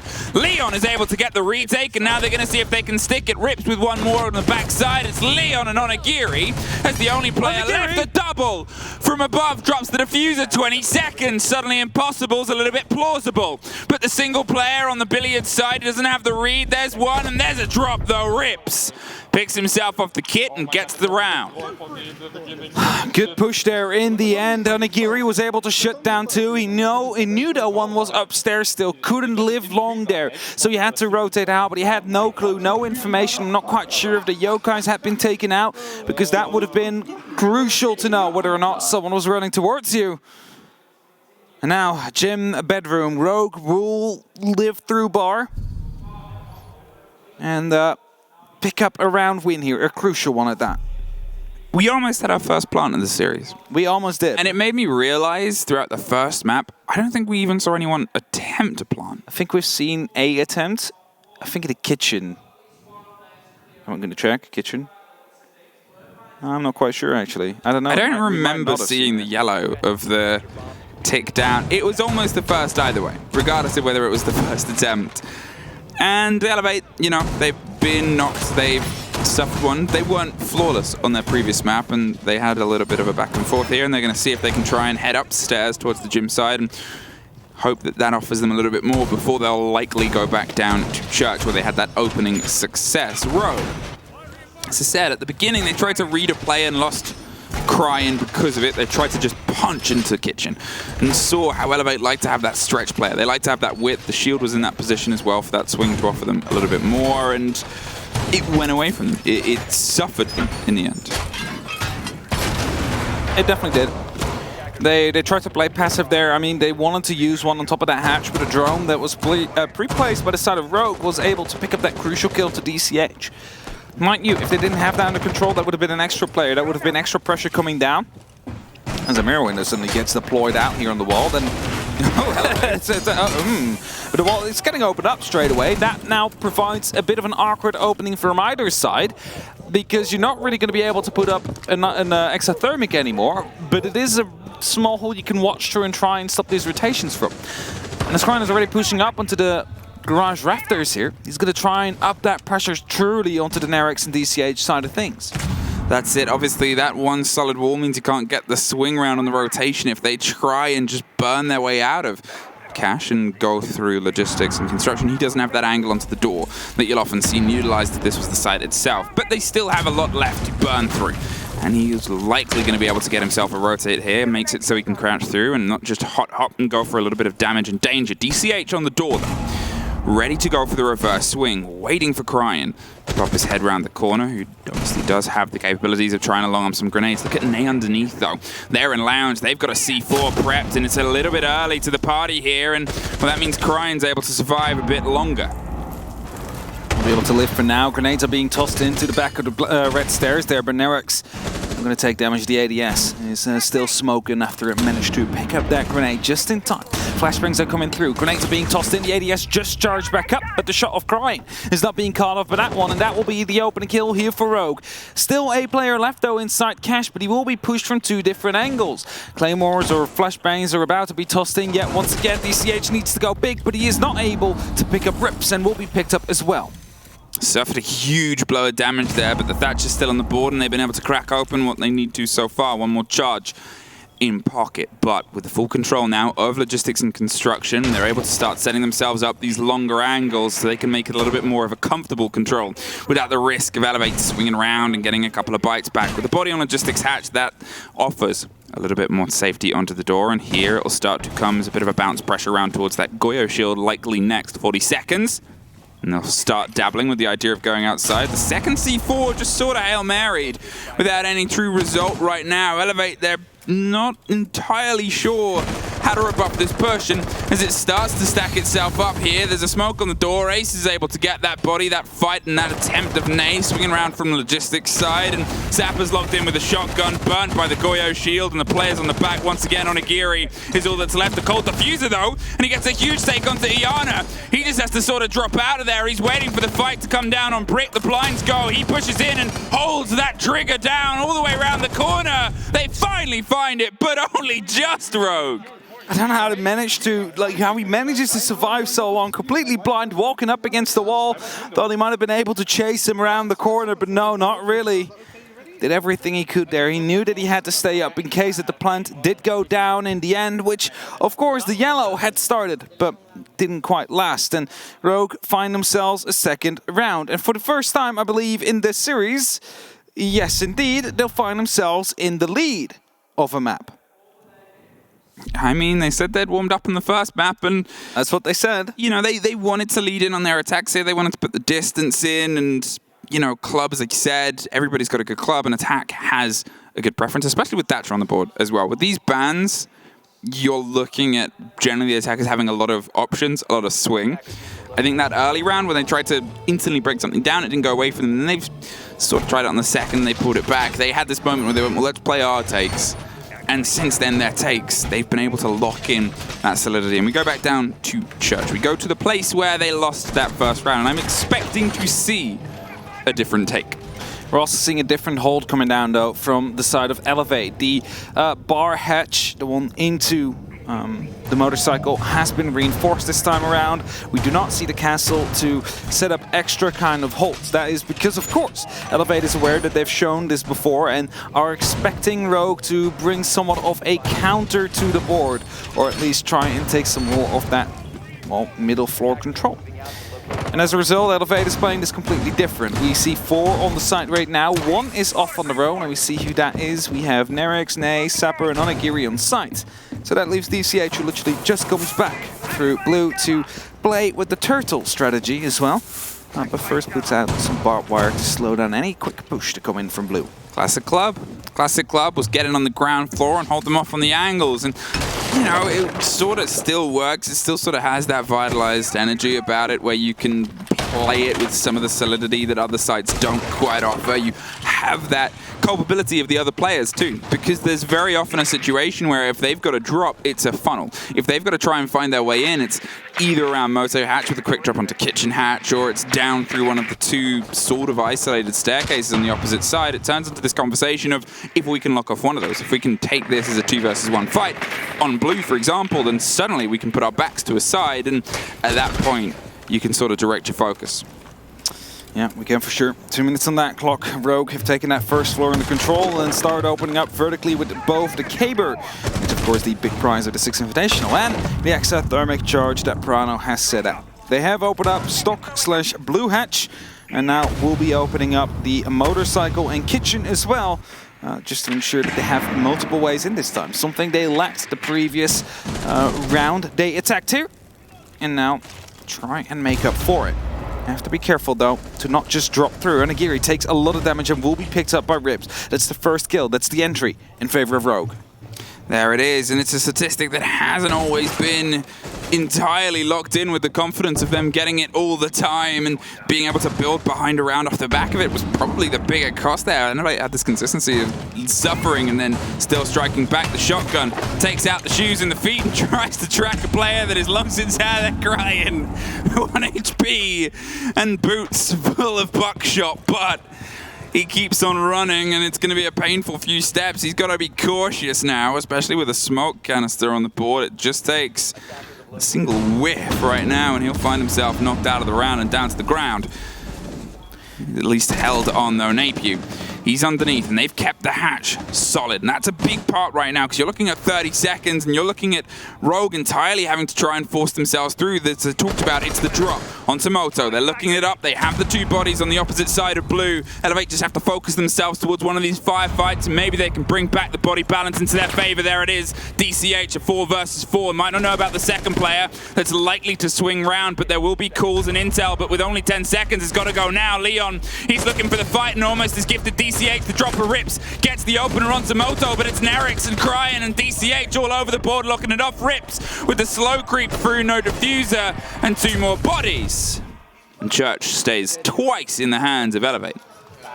Yeah, and here we then see Elevate being quite professional with their Church holds, able to starve Rogue from any time that they might have had available to them. But the bar and the gym, both those sites were quite easily taken by Rogue. And that makes you wonder, like, is it just this Church that Rogue struggles to attack with? Or is it the holds that is what Elevate is struggling with at this moment in time? Because they will swap it up to CCTV. They're not again going for the bar straight away, even though they did get quite close, mind you. It wasn't just basically DCH who got shot through the hatch. That was quite of a deficit there. If they would have waited just a little bit longer until the actual push went through, then open up the hatch and put up the pressure, suddenly it comes down from multiple different directions. Also, a different mistake that was in that setup, of course, was that the wall towards the kitchen wasn't open. That is something we often see. The kitchen presence is absolute, like, god tier, you can almost say, for that stage plant. Either way, 2-on-2, and a different site is attempted. Elevate will bring us to CCTV cache, and we keep on mentioning this. Everybody who's ever played Siege should know, because there is some people in ranked that do not know, but yeah, you know, how to attack this site. Step 1, you open up the balcony. Step 2, you get the garage and rafters control, and you can go for a plant either behind the service stack or right around the corner where Ney is now thinking about putting down the bender wires. That's also quite a safe spot. Often doesn't get smoked or C4'd out, but you need to be a bit more careful for the red presence. It's been back and forth right now, and it's the first time we get a true taste of CC. There's still utility being set up. Obviously, those gates will stop a little bit more coming through, but a little bit might be the difference. They're playing against it with double electricity, though, and that is the big blow, because when you're playing against the Thatcher, I mean, we've seen bandit tricks happen even yesterday against a team with a Thatcher, and is Rogue going to be the ones that are able to at least outpace this play? Oh, the grenade from low. Oh, they play it so well. And there's a demonstration of how you can really see that lineup and go, well, this is our response. The hatch is gone. Nay's gone too. And that is how you stop a bandit trick. That's it, right? The new bandit is there. There's no EMPing against it. Yes, you can toss one in, but it's more so for the Electroclaw, potentially. As they now will toss another EMP to get rid of the garage wall electricity. Next guys will pop off. But as you said, the grenade perfectly timed there. Made sure that, of course, the bandit that was bandit tricking was not going to be successful. And that is when you need the launch presence. DCH is looking out Billiard's window to see if he can spot any of the players in the car park, but Aces had a call on that, and he just pulled himself to safety behind the white van. The Hibana steadying their way across the width of the hold here. The next step is Garage, and they're going to see if they can get that body out of rafters. Onigiri has been a little bit of a danger with that gun so far, but he's often had a frequency of being the last player left, and now he's going to be the next they have to get rid of. So, with that in his belt, with the rest of the backup, he might be able to have a little bit more safety. It's a slink and a sliver through, and the first is locked off the board, caught out. Cryan's grenade on the top, it's a spray back, but he is found by Leon on a long range. Brano locks it in, and with a minute left, they've now got that garage control and another body. DCH on the attempt roam back round underneath. Yeah, I was in the oil pit, got spotted through those little rafters areas there, and that leaves it only up to Nerix and Sapper now in a 2v4 clutch situation. Rogue should have this under control here. They should have the opportunity to go for the plant, but you can never really count them out. And with 40 seconds left, time is slowly starting to dwindle. The camera will be giving away quite some information to the remaining players of Elevate, but there's nothing really they can do. They need to wait for a jump in. They need to wait for a push to come in, and Asprano will be using next to Thermic on the wall. He buys another couple of seconds here. But Nerix still has a mirror window, still has a C4 available to him, and that one might be used now.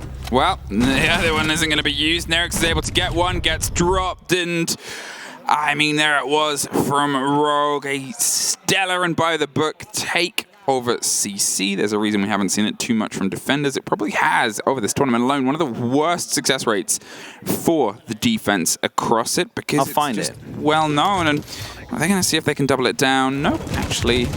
But I get this. And that was an important take there, the instant response from the player. If Onigiri hadn't gone too wide to the side, and sure, you're living for a limited amount of time, but if he'd have been able to waste an extra 20 seconds, not get caught by the rappel player, he might have been able to survive, might have been able to just do that little bit extra with his life, maybe even got into another scrap before potential inevitable removal.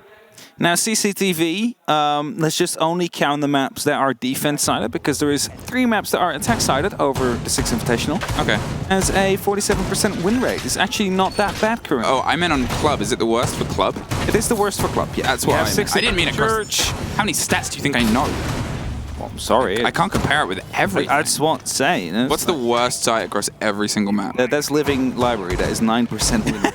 It's been 11 times it's been played. Yeah. Living Library. Yeah. I would have guessed that, actually. That it would be the least seen and the least successful. It's not the least seen, actually. Oh, what's the least seen? I think that's Teller's Archives with 8 rounds on bank. I think NA played Teller's Archives on bank. Yeah, I think that's just NA. They sort of still utilize it. Nobody else. Might be.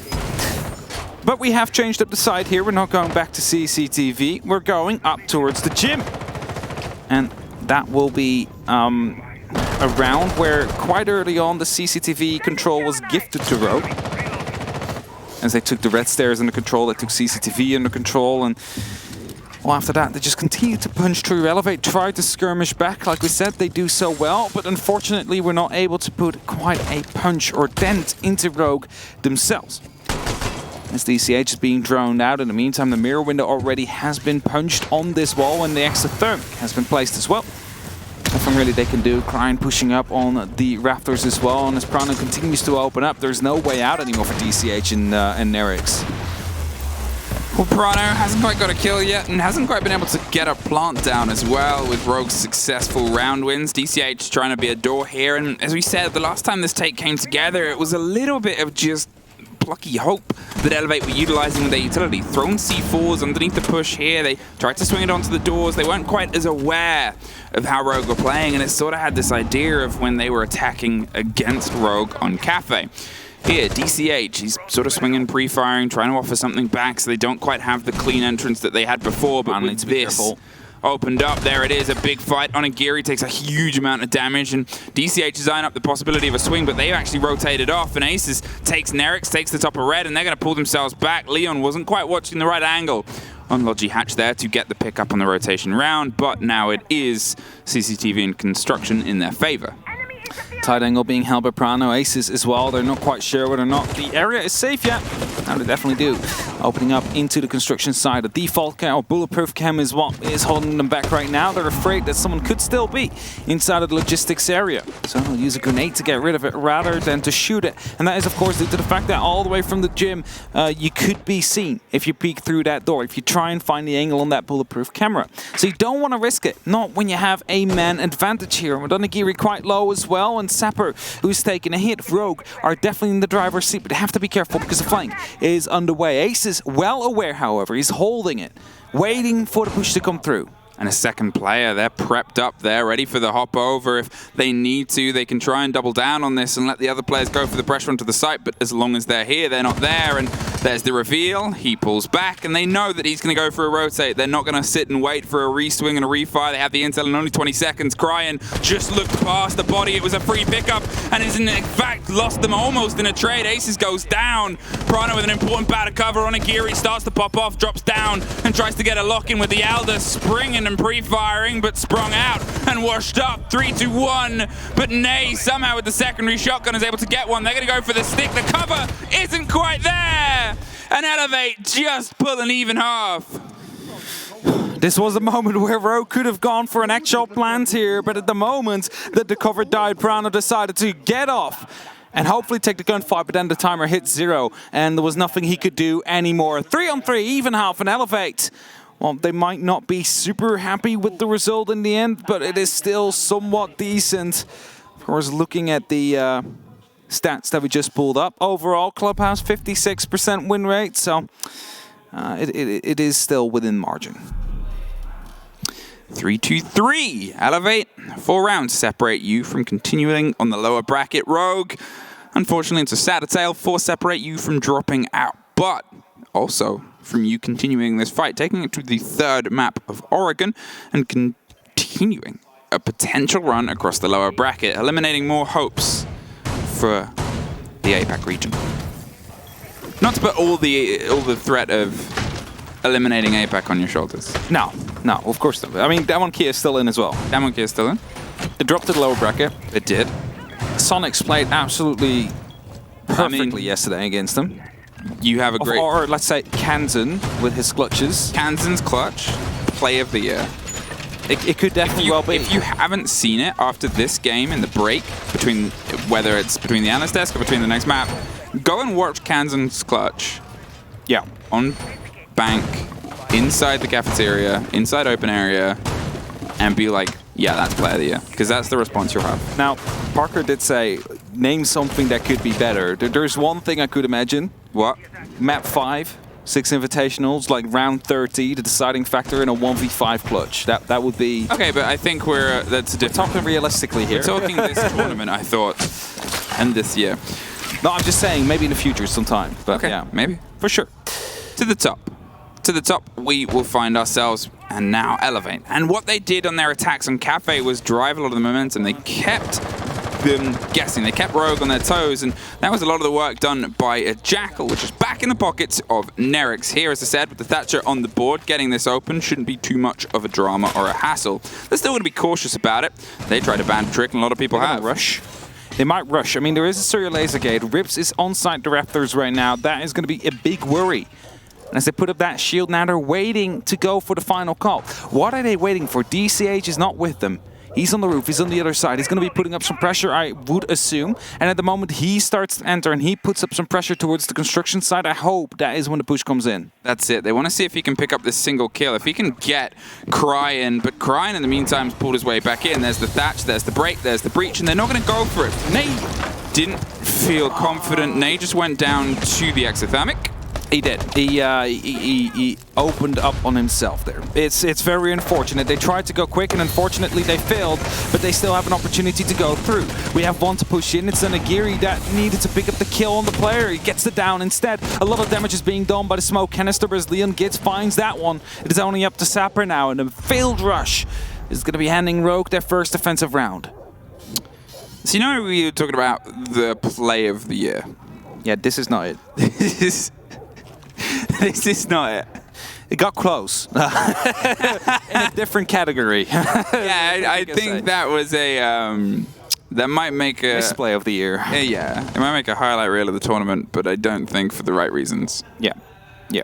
Yeah, might be a Jaeger himself video or anything like that. Either way, 3-on-3 will turn into a 4-on-3 very soon. The timer will just run out. You know, hand is off the keyboard or the mouse at this moment in time for Sapper as well. He's just waiting, just holding. They're just letting Rips die. Yeah, letting Rips slowly. Prado just came over, and Nagiri is going to be allowed a kill, but it's going to be pretty impactless here. And Sapper just stays repelled up on the balcony.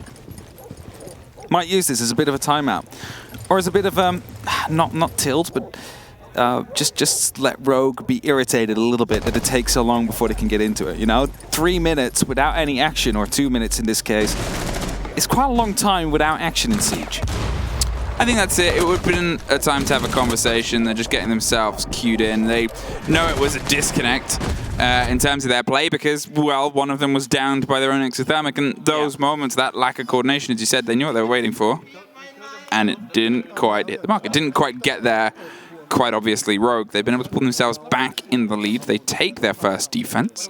They take CC, and they have a few different options, but Church is where they're going to head to next. Now, Church is actually one of those sites. Why do I need 5 fingers to put it back? Okay, there we go. I'm just having struggles with my tech, by the way. I'm getting upset about it. But as we said, CSTV might be the worst side, is the worst side on the Clubhouse here. Church actually the best for the defense. A 63% winning for the defensive side, which means that it will be quite a difficult one here for Elevate. There's little teams that manage to attack this with a prestige that is hard to counter, with a perfect setup to come through. And I think NIP was one of them, where they went through the triple wall. Everything just worked perfectly. All the EMPs fell in the right place and everything like that. Is one of those teams that, just like Empire, know how to attack these sides. Either way, as the reinforcements do come through yet once again, it is going to be a Rogue that doesn't seem to be very on site, at least not for now. That might still change. We might still see some of them to fall back in a little bit here, or we will see a bit of a roaming setup to come through from Rogue, or a roaming strategy. Seems to be the case. I'm not quite sure. Well, they've got themselves stacked up on the top there, dropped, and it's a very early take there. They're able to get rid of that approach there. They get rid of that defender. It could have been an absolutely monumental blow to lose your thermite that early. And this time, the thermite's been able to do a little bit more. Another spray comes out, and were you just checking about the sound? Yeah, I was checking about sound as well, which I don't have at this very moment, but it's totally fine. I don't know if the stream does, and I don't know whether we should make sounds or not. I heard from the observer they could only hear my chair squeaking. Okay. So we might have to make the sounds ourselves here. I'm not quite sure. There's a skeleton key popping up. Skeleton key? Yeah, it got a little bit of damage there. Nay has obviously suffered as well on this approach, but you're looking at two big bodies gone, Cryant and Aces. They're both off the board. They're just going to deploy themselves some, and as those bullets go over the bow of that stair set, they're going to pre-fire, and Rips takes the head off of Nerix, and well, they're just going to see if they can try and at least to hold on to that. The Habana's gone. That makes that approach much more tricky. It definitely does. There we go. As the sound does come back, we just missed a couple of it, but the E1D... Whoa! This is like 5 E. That's too much sound. That's too much coming through. Either way, it is Elevate that is going in on the back of 5 EEDs, EE1Ds, all at the very same time. Now there's a pulsing beat. We're in the rhythm section now, and no clue what's going on, but I'm loving it for now. It's a 4-on-3. Elevate, they need to push through. They lost one of their hard breaches, which makes it so much more difficult, as you said before. But as they start opening up, at least they force away the pressure that was coming through from the main stairs area itself. I don't know what's going on, but... We're in an echo world now, and Rips, he's going to see if he can try and deploy some just confidence down on the back of Blue here and make sure that if anyone gets caught out, they're going to get caught out. But Leon, actually, from bottom to top, is able to take the take down, up, and we are balanced back. No more echoes, and, well, the only one that might actually be a repetition there is Leon getting a kill, but Noah Prano has a different story to go to the end of that noise. Onigiri is removed, 40 seconds, and it's a 3 versus 2, and although Elevate were able to get those opening 2 bodies, they just could not work out how to get the solidity to just lock themselves in around that approach. They couldn't build upon the back of the success that they had. They didn't have that durability, that sort of firmness in their structure. And at this point, smoked out on the door of Moto, nowhere else to really go. Nay, with barely any health, can't take any of that, and he's going to have to go for a very long rotate by the looks of it. They want to try and apply some pressure onto Blue. They wanted to see if they can just do something to draw some attention. A great take there. Sapper on a quick movement. There's a man on the right with, well, it's Whips with 1. They don't even really need to go for the second. Pistol swing comes in, but the round will be won by Rogue. And they're now getting quite close to pushing themselves towards a map themselves as well. 2 rounds is what they need. 2 rounds is what they will aim for to push themselves over towards Org. Map number 3. They're starting to get close here. Well played by them. They lost a double entry. But after that, it was Elevate that struggled to get to the side. Just basically 1v1s being gifted all over the map, which allowed Rogue to get back into it. And as a tactical timeout seems to be called, could also be technical. Either of the two. It's the time. I just see the screen. I don't know whose it is. I'm gonna see it. Elevate? I think it's Elevate. I'm just gonna write it down as an Elevate tactical. I'm gonna call it. There we go. Got the confirmation. It's Elevate. It makes sense. It makes sense. Obviously, they've lost 2 of these rounds, and they want to keep themselves off map point. That's the important part right now. If they find themselves suddenly 6-3, then they've got to do a perfect rotation. They've got to take all of the attacks, and, you know, you have now ahead of you the 3rd site for Rogue. You have what should be their weakest site.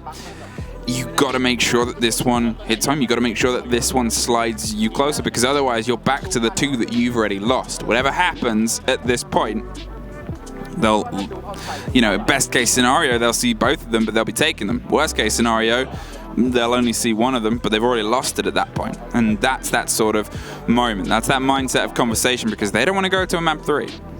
Like they all have little cheat sheets here. It's not like an A4 paper or like a full book. It's just small sheets with some small notes for different rounds, different setups they have to go for.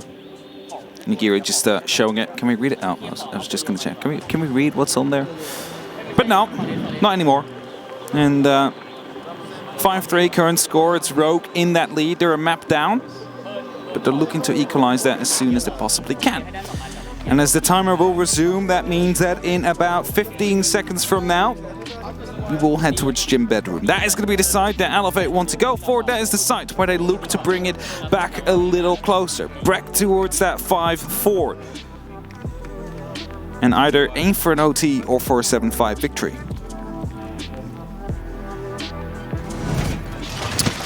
Nice little chill step in the tactical timeout. Little lo-fi? vibes. Lo-fi, right? Lo-fi vibes. The lo-fi siege vibes. For sure. And let's see what the setup of Rogue will look like. We see a mirror window that is being deployed on the construction wall. That will make it a bit more, or at least I assume it will be deployed there. It's not quite yet. Probably one will be in the bathroom as well to try and hold off. Maybe Prano will actually keep one in pocket to try and figure out where the push is coming from, then relocate the mirror windows as necessary. Of course, this one is quite default. If you lose control of Jacuzzi Wall, which is almost always going to happen, you need to have something to challenge it. And that mirror window is the perfect way to do it. And there's the second one coming down on the construction wall. As I called it before, just to hold off any push that eventually does come through from CCTV cache, because that is normally how this map works. You open the jacuzzi balcony, you open up the CCTV, you start pushing it from CCTV cache into construction, and then you hit it from 2 sides at one time. But those mirror windows, those 2 are there to be an extra line of defense, and with the lack of a Hibana right now on the side of Elevate, they'll have to make do with the Selmas instead. And that is a Nitro from below that will pick up DCH. We just saw him throw it as well. The timing could not have been more precise there. And the fact that you even got the hammer audio of the connect, it would have been as if he hit that C4 and it popped off the same split second. We just saw the rip tear, and well, one of those sort of chuck up and see if it connects C4s has come through, but this time it's not into the favor of Elevate, who tried that so many times before.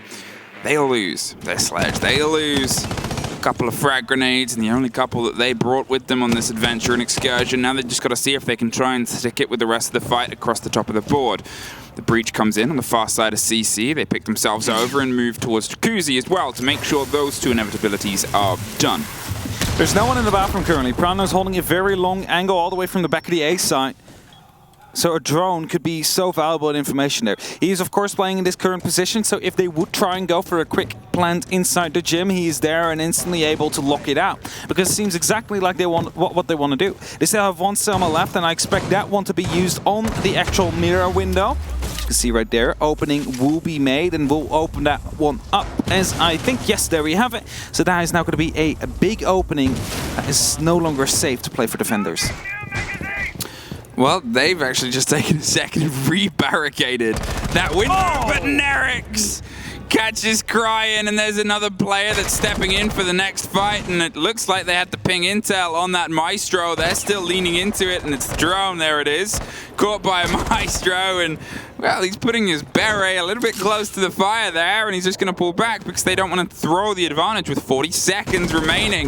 The swing comes, though, and Onigiri, still present, takes care of Leon and is able to just get a little bit more into their pocket. Rips down to the top, is ready to rock and roll, and if this hot hop comes through, whether it's an old intel on the hatch or not, they seem to not entirely want to try and trust it.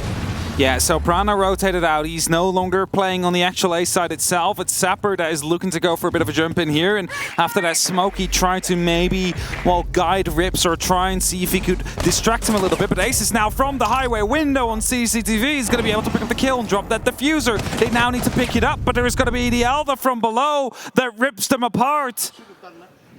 And that is Rogue now on the map point here. After it seemed like it could be going well, it was Aces that won the gunfight onto the balcony, and after that had free control, free reign of the entirety of highway there. And Rogue put themselves up to 6-3.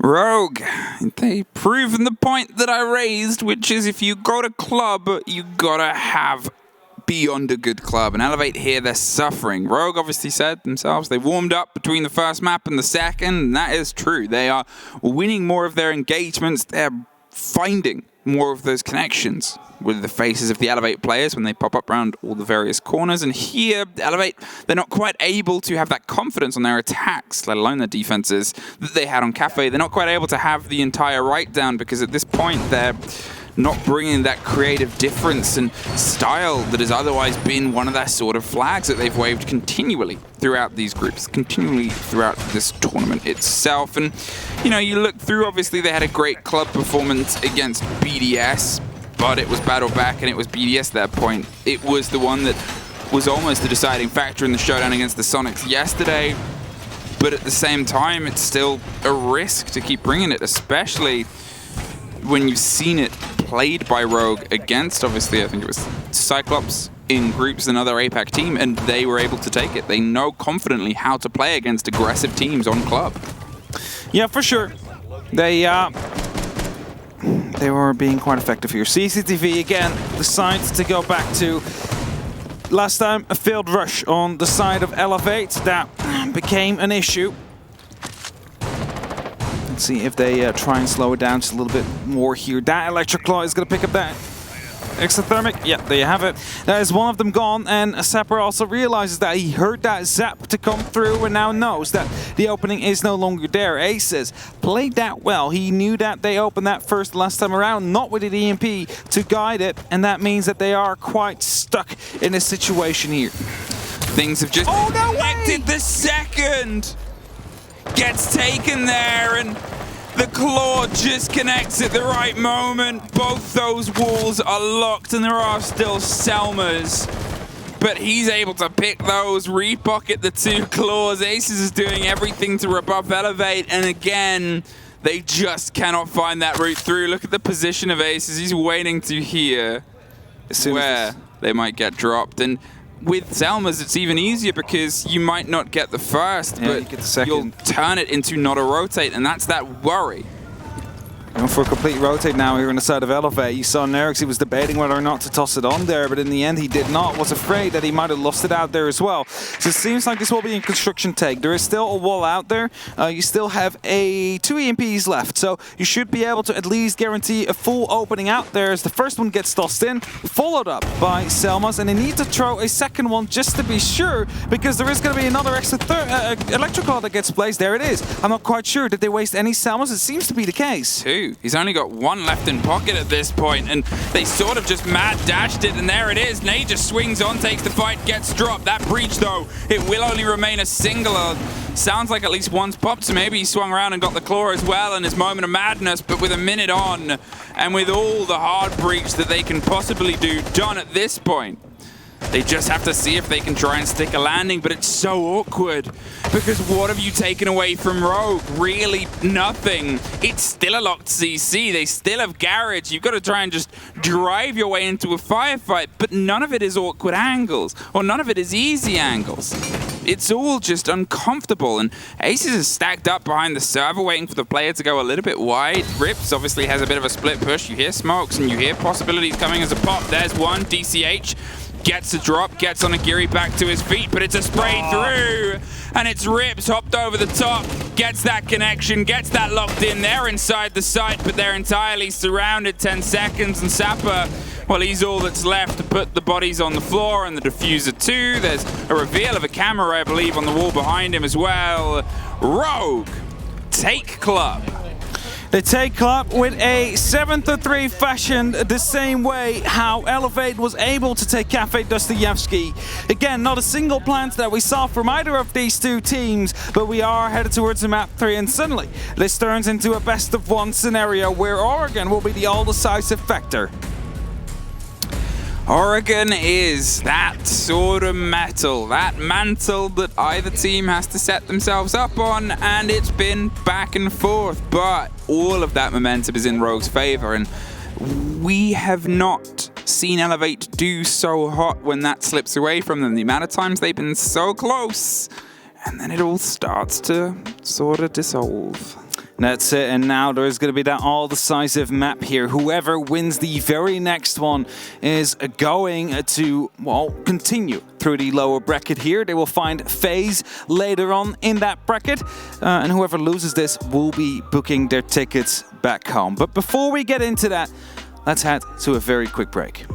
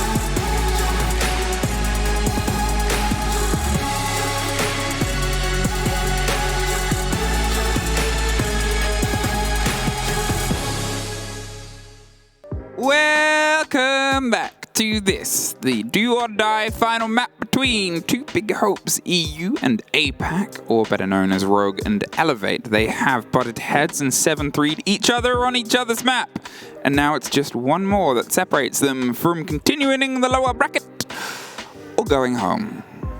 We're going home to Oregon.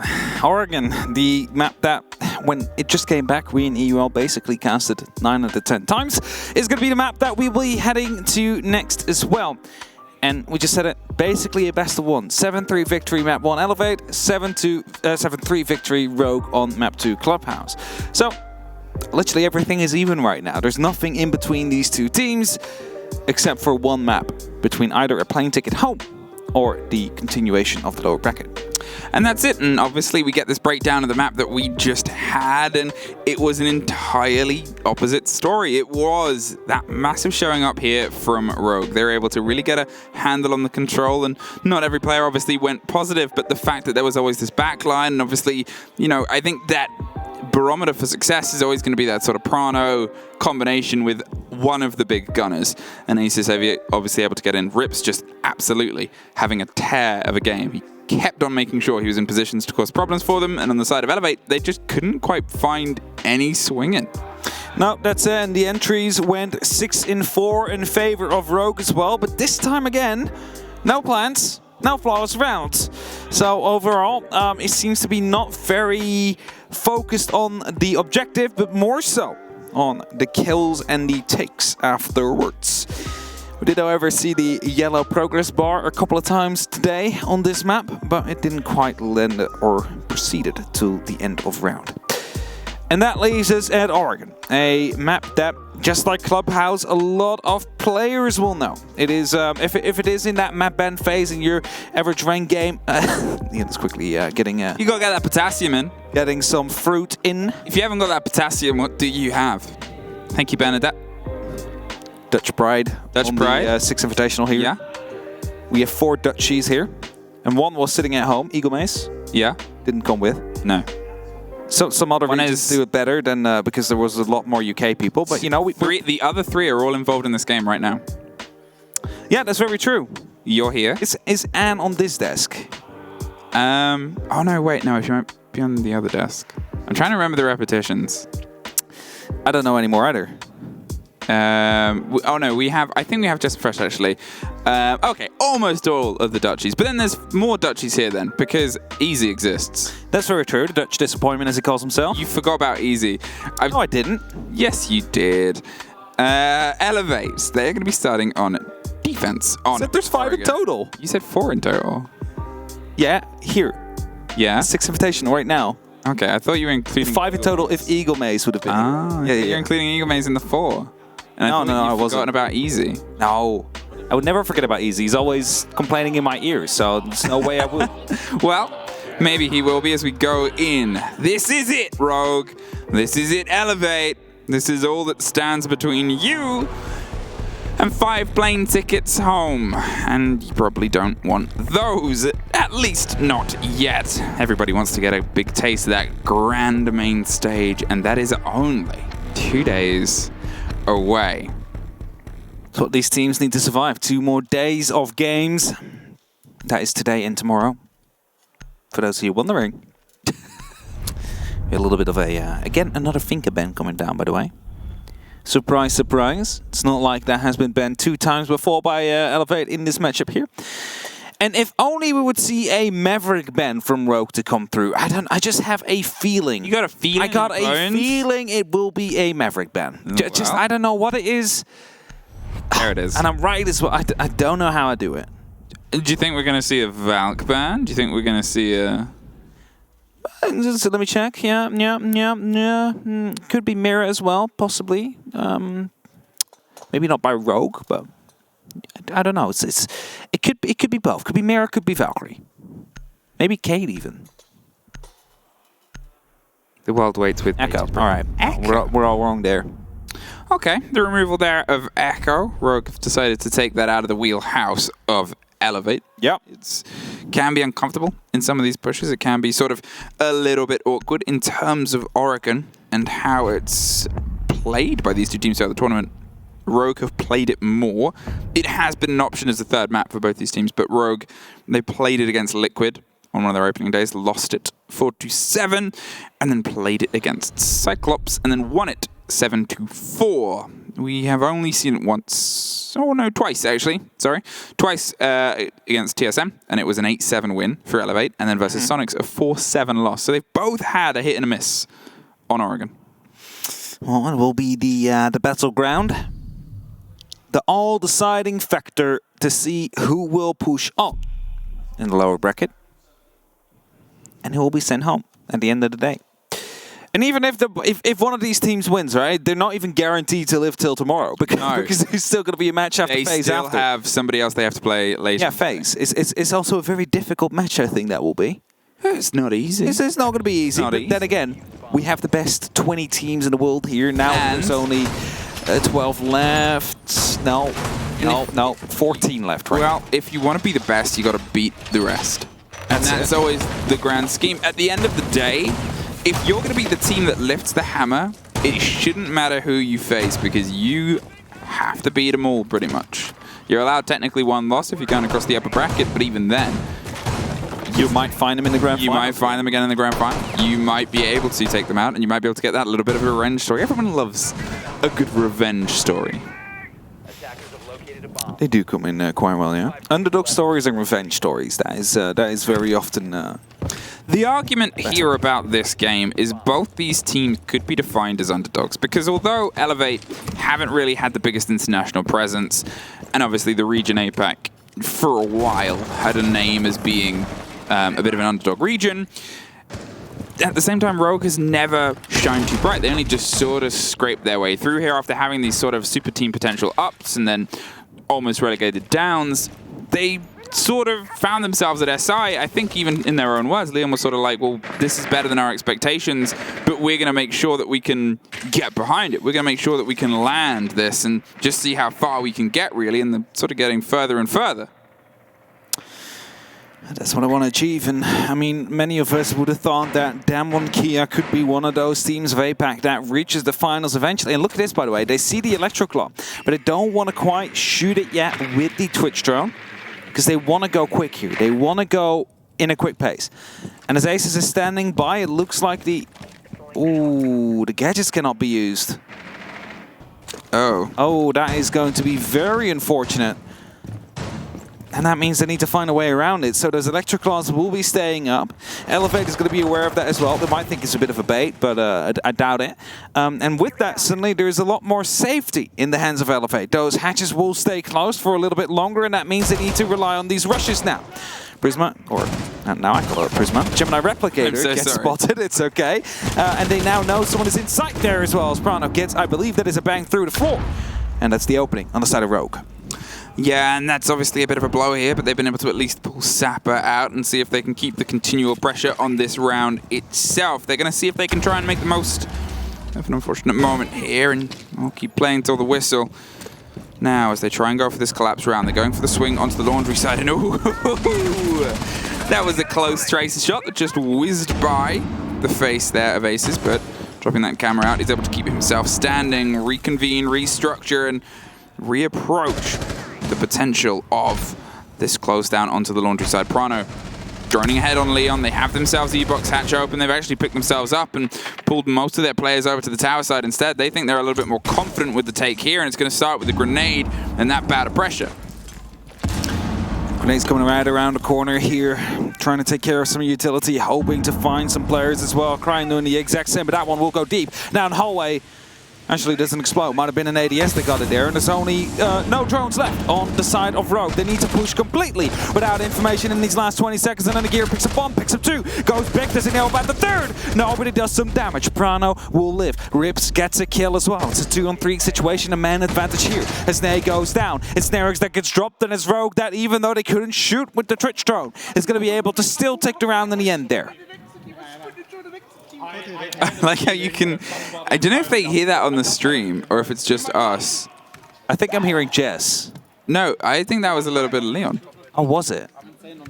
Okay. I cannot believe you just got Leon and Jess. No, but I heard like the quick talking, like she does a higher talk pitch. Quickly. Bit of higher pitch. I don't know. It's like maybe. I'm pretty confident that was Leon. I mean, I already thought it's weird I was hearing Jess. Maybe they left the mic on. I don't know. Either way. Hey. 1-0. Rogue, they pull the trigger after they got a bit of inconvenience with their push. And as a result, they now find themselves with that 1 round up. 6 to go to find themselves in that position where they will be proceeding through the lower bracket. That's it. Off to a start, off to a lead in and a bleed up to the top of Dawns. And this is where Elevate can try and stem the flow, because as we sort of said coming out of Club, the momentum has massively shifted into the favor of Rogue. It's that problem that Elevate have sometimes suffered, is when they get on the sort of back foot, things slip away from them. You look at obviously the times that they've played stretches of 3 maps. BDS, they won Club 7-2, and then they lost Kafe and lost Chalet afterwards. Sonics, they won Villa 7-3, and then they lost Club, and they lost Oregon. And it's that moment where that statistic of, as soon as that momentum shifts, they sometimes struggle to get back in, becomes this problem. And it could be multifaceted. It could be they get, you know, questions of their own games or into their own heads. It could be that Rogue just have that cleaner guessing game now on Elevate's game. They have those sort of prepped notes hitting the book, and they feel more confident to go for the swings that otherwise, as we said, against Elevate's uncomfortable play style, you have to get a little bit uncomfortable too. That's it. You have to force yourself out of that comfort zone to ensure that you have these openings, and well, sometimes you just have to pull that trigger. Sometimes you just have to go for a quick play after it doesn't really seem to be working out well. Opening will be made here quickly. EMPs will be used to start opening up with the X-Kairos. However, Onigiri is placing down another one. That will actually get all X-Kairos. That is going to be 12 off the board. Just 6 more left in the pockets of Rips, and he is the only hard breach as well on the board of Rogue. So they're not going to be able to completely get that opened up. I believe, again, they will be... No, Onigiri's not going for it this time around, so they'll have a bit of an opening, but it's just going to be a line of sight. They're not really going to be able to rotate through that unless they go prone. A lot of the sound, a lot of the cover there, and they're going to make sure that that gets popped open. As I said, that severely limits what they wanted to achieve there, because you're out of X-Kairos. If you want to try and do something on Addict, no bueno, not anymore. Leon, he's looking and holding on for the long angle, but at this point, they've pulled themselves away, and Cryan actually locks in DCH, gets rid of that loose player from the big double window and pulls himself a little bit higher up. They could try and roll some grenades down to that back line, but with Onigiri moving himself over to the opposite window, he's playing with the M870. It's not going to be the cleanest shoot round. There he is. Oh, there he goes. He goes. Well, I guess that's how you make it work. Throw yourself out a window, pick up a kill, and try and drive to the next fight. You're just shy, and, well, the breach isn't big enough for anybody to get through outside of a crawl. Oh, no. So Onigiri stepped himself stacked up and ready on trophy. There's the rappel. He hears it, and he's just moving everywhere.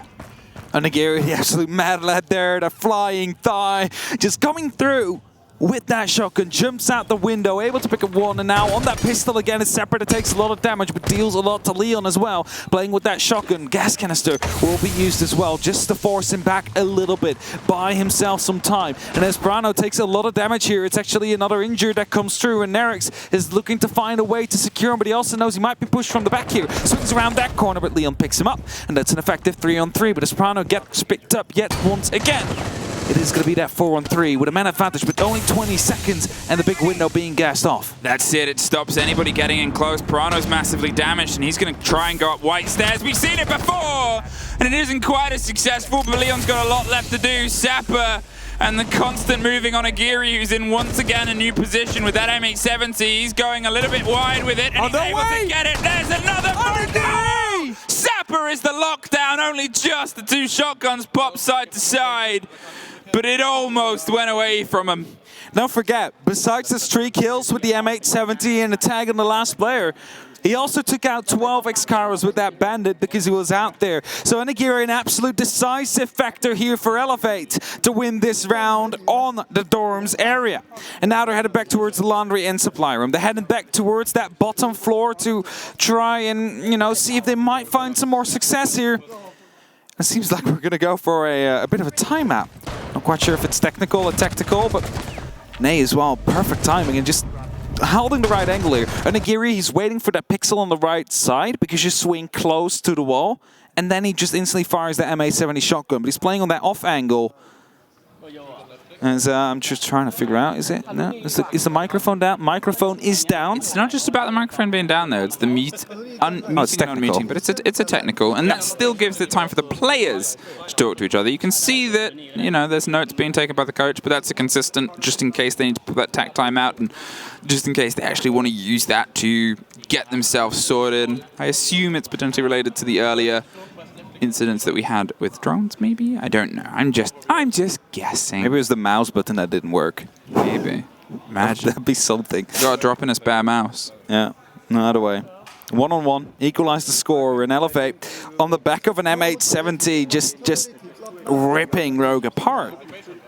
Managed to find a successful round, and it's not the way how you want to be picked apart as Rogue. Not classic. If it's like an MX4 Storm or any other insane gun, you can kind of understand. But this time it's just an Aguirre with a 3-speed running across your fire and just taking a gunfight with an M870 and winning it. Hopping out the double window to get the first onto Cryan. Yeah, but it's like, oh, the grenade flew in. I guess I can just go right after because the gun isn't up yet.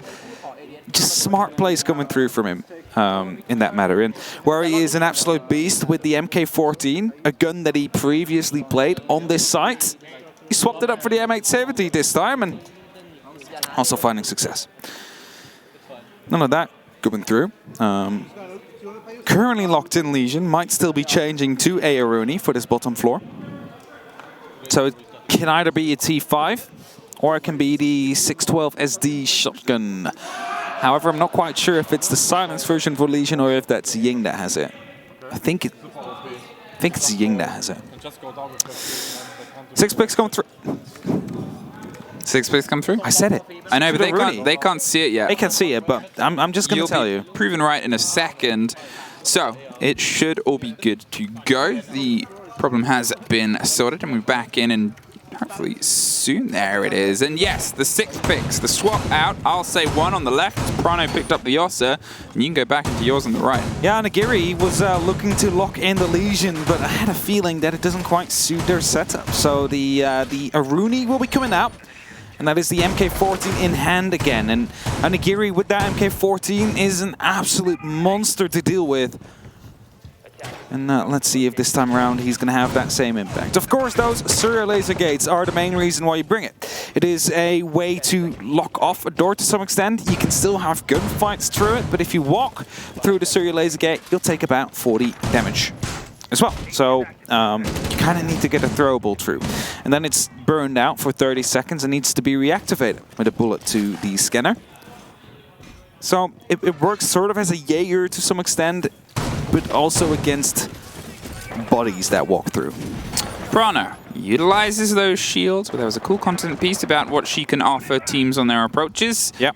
And we've seen some development of her, we've seen some play of her, but it's the first major tournament where she's able to have a run as Ossa, and it's also kind of the first proper time that she's been able to have a run. It's not like it's been throughout a league split already, and they've had chances to run her and setups on leagues to really truly test it against their, you know, the APAC region or the NA region or the EU region as its own sort of entity, and obviously Latin America.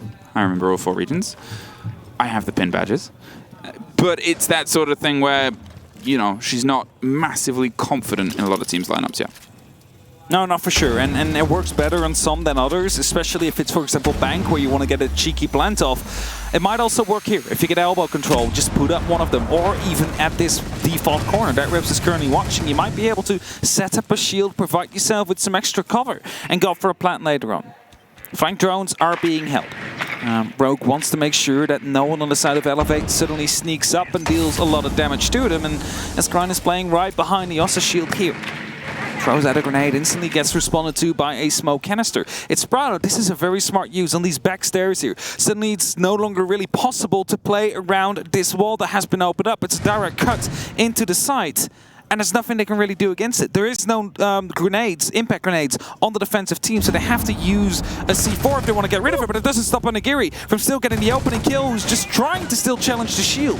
I was going to say, it's a very good combo use, but losing Blue there and losing that combination, they're actually been forced a little bit further back because it wasn't just being able to swing that corner and drop the shield, but it came at the same time. Pressure came on E-Box Hash to force that player out of pillars. The drop comes, and the shotgun doesn't quite get locked in. Rips takes a lot of damage, but a lot isn't all of it. They're able to lock off elbow, and that's going to give them some clarity. Rips does a little bit more damage, but it's the swing round of Leon onto Freezer, puts them into the 4 versus 2. Onigiri is able to at least battle one back, down the long shot, but can't quite get the connection. Crying gets it off, and DCH hops up. Hot pings and a bit of cover and support there. Here's the plant, sees the one player, can't get to the second in time. And Rogue get their second. Back and forth we go. Back and forth we go indeed, and after he almost managed to sneak through, get the planter, it could have been a completely different round, but you gotta remember as well, even if he did, it is a soft wall right next to him, so if he would have snuck in, stopped that planter, chances are that he would have still been wall-banged by, I believe it was Prano out there in the end, not quite sure. Either way, it is Rogue that picks up their second round. The Monty is being brought out together with the Ossa. Is a unique combination, and it will be 6 picks away. I was really going to say, it's a lot of shields. I didn't think it was going to go through in the end either way. But as the Thatcher is coming out, and the Valkyrie as well on the side of Elevate, probably want to make sure that they can open up at least here onto the kitchen or the backstage wall, which is more likely. Yeah, not obviously wanting to try laundry again. They've lost it twice now. They don't feel confident in the hold here against it. Whatever happens on meeting, Dorms will reopen next, where they're able to get a win, but it was from a lot of shotgun heroics from an M870 that decided it wanted to be in every single window and approach as possible.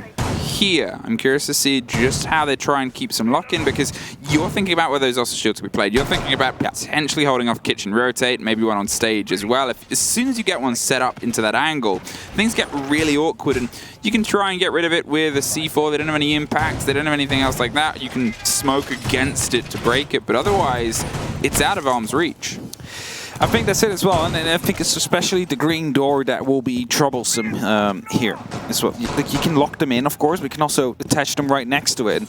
Something that could be used as well is just a quick knife, so you don't see if someone is right behind it. So you kind of have to guess. Like, you can use the C4, but you're not quite sure if you get the player that's planting as well, because he might not be there in that case. Kind of works the same as this kind of a shield in that matter. You can look through on this side. That wouldn't be the case in a shattered Ossa shield. But as an attacker, you almost never know if there's someone behind it, but you always will treat it like someone is. Onigiri on a bit of the fast stretch there as Aces tries to cut in close onto Attic and see if there's a loose player. Rips is there for some support.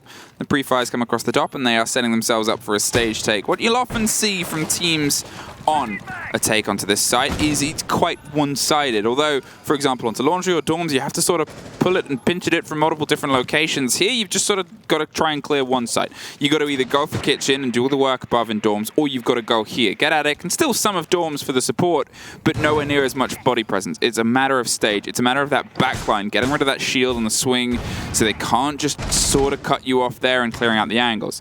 Leon's going for a big rotate off to the opposite side, and just to draw some focus, there is that Ossa that we said is probably going to be there, just to give you that width on anyone that tries to swing in.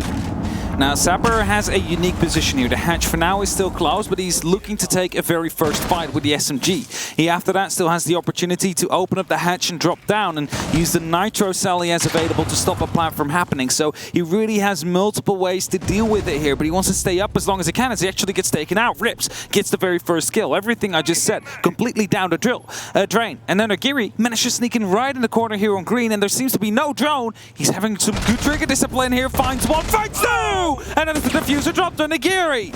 Nice important kills. How he got there, he C4'd the shield we said was a big watch, and now suddenly Rogue has to try and bite back. He just saw more and more territory, had the control on the first player until the second he thought he got seen. And now it's going to see if they can try and bring some of this back. They've obviously lost those shields. That hard destruction is gone off the board as well. Got to make do with the breaches. That, to be fair, I think, based on a rough count, that was the sets either way. But still, that hatch will remain solid. And that makes things a little bit more awkward because you won't have that later safety. And that's why we're seeing a big pickup here. They think they might be able to try and drive another body out. They think they might be able to get another catch here, and it's Aces on one, and Eric's is the second. Aces drives deep, but you still got to stick the plant. Nay is all that stands now between them. There's a body coming down White stairs. They might get the first confrontation. Waits for the hatch, waits for the pull, but Leon from White has the kill. 3-1. I was going to say, the diffuser just dropped him, but it's a kneecap that showed itself. And as Rogue that eventually will be able to still win the round with a late rotate around towards the kitchen. Of course, they lost a lot of manpower by Onigiri. That was so sneaky.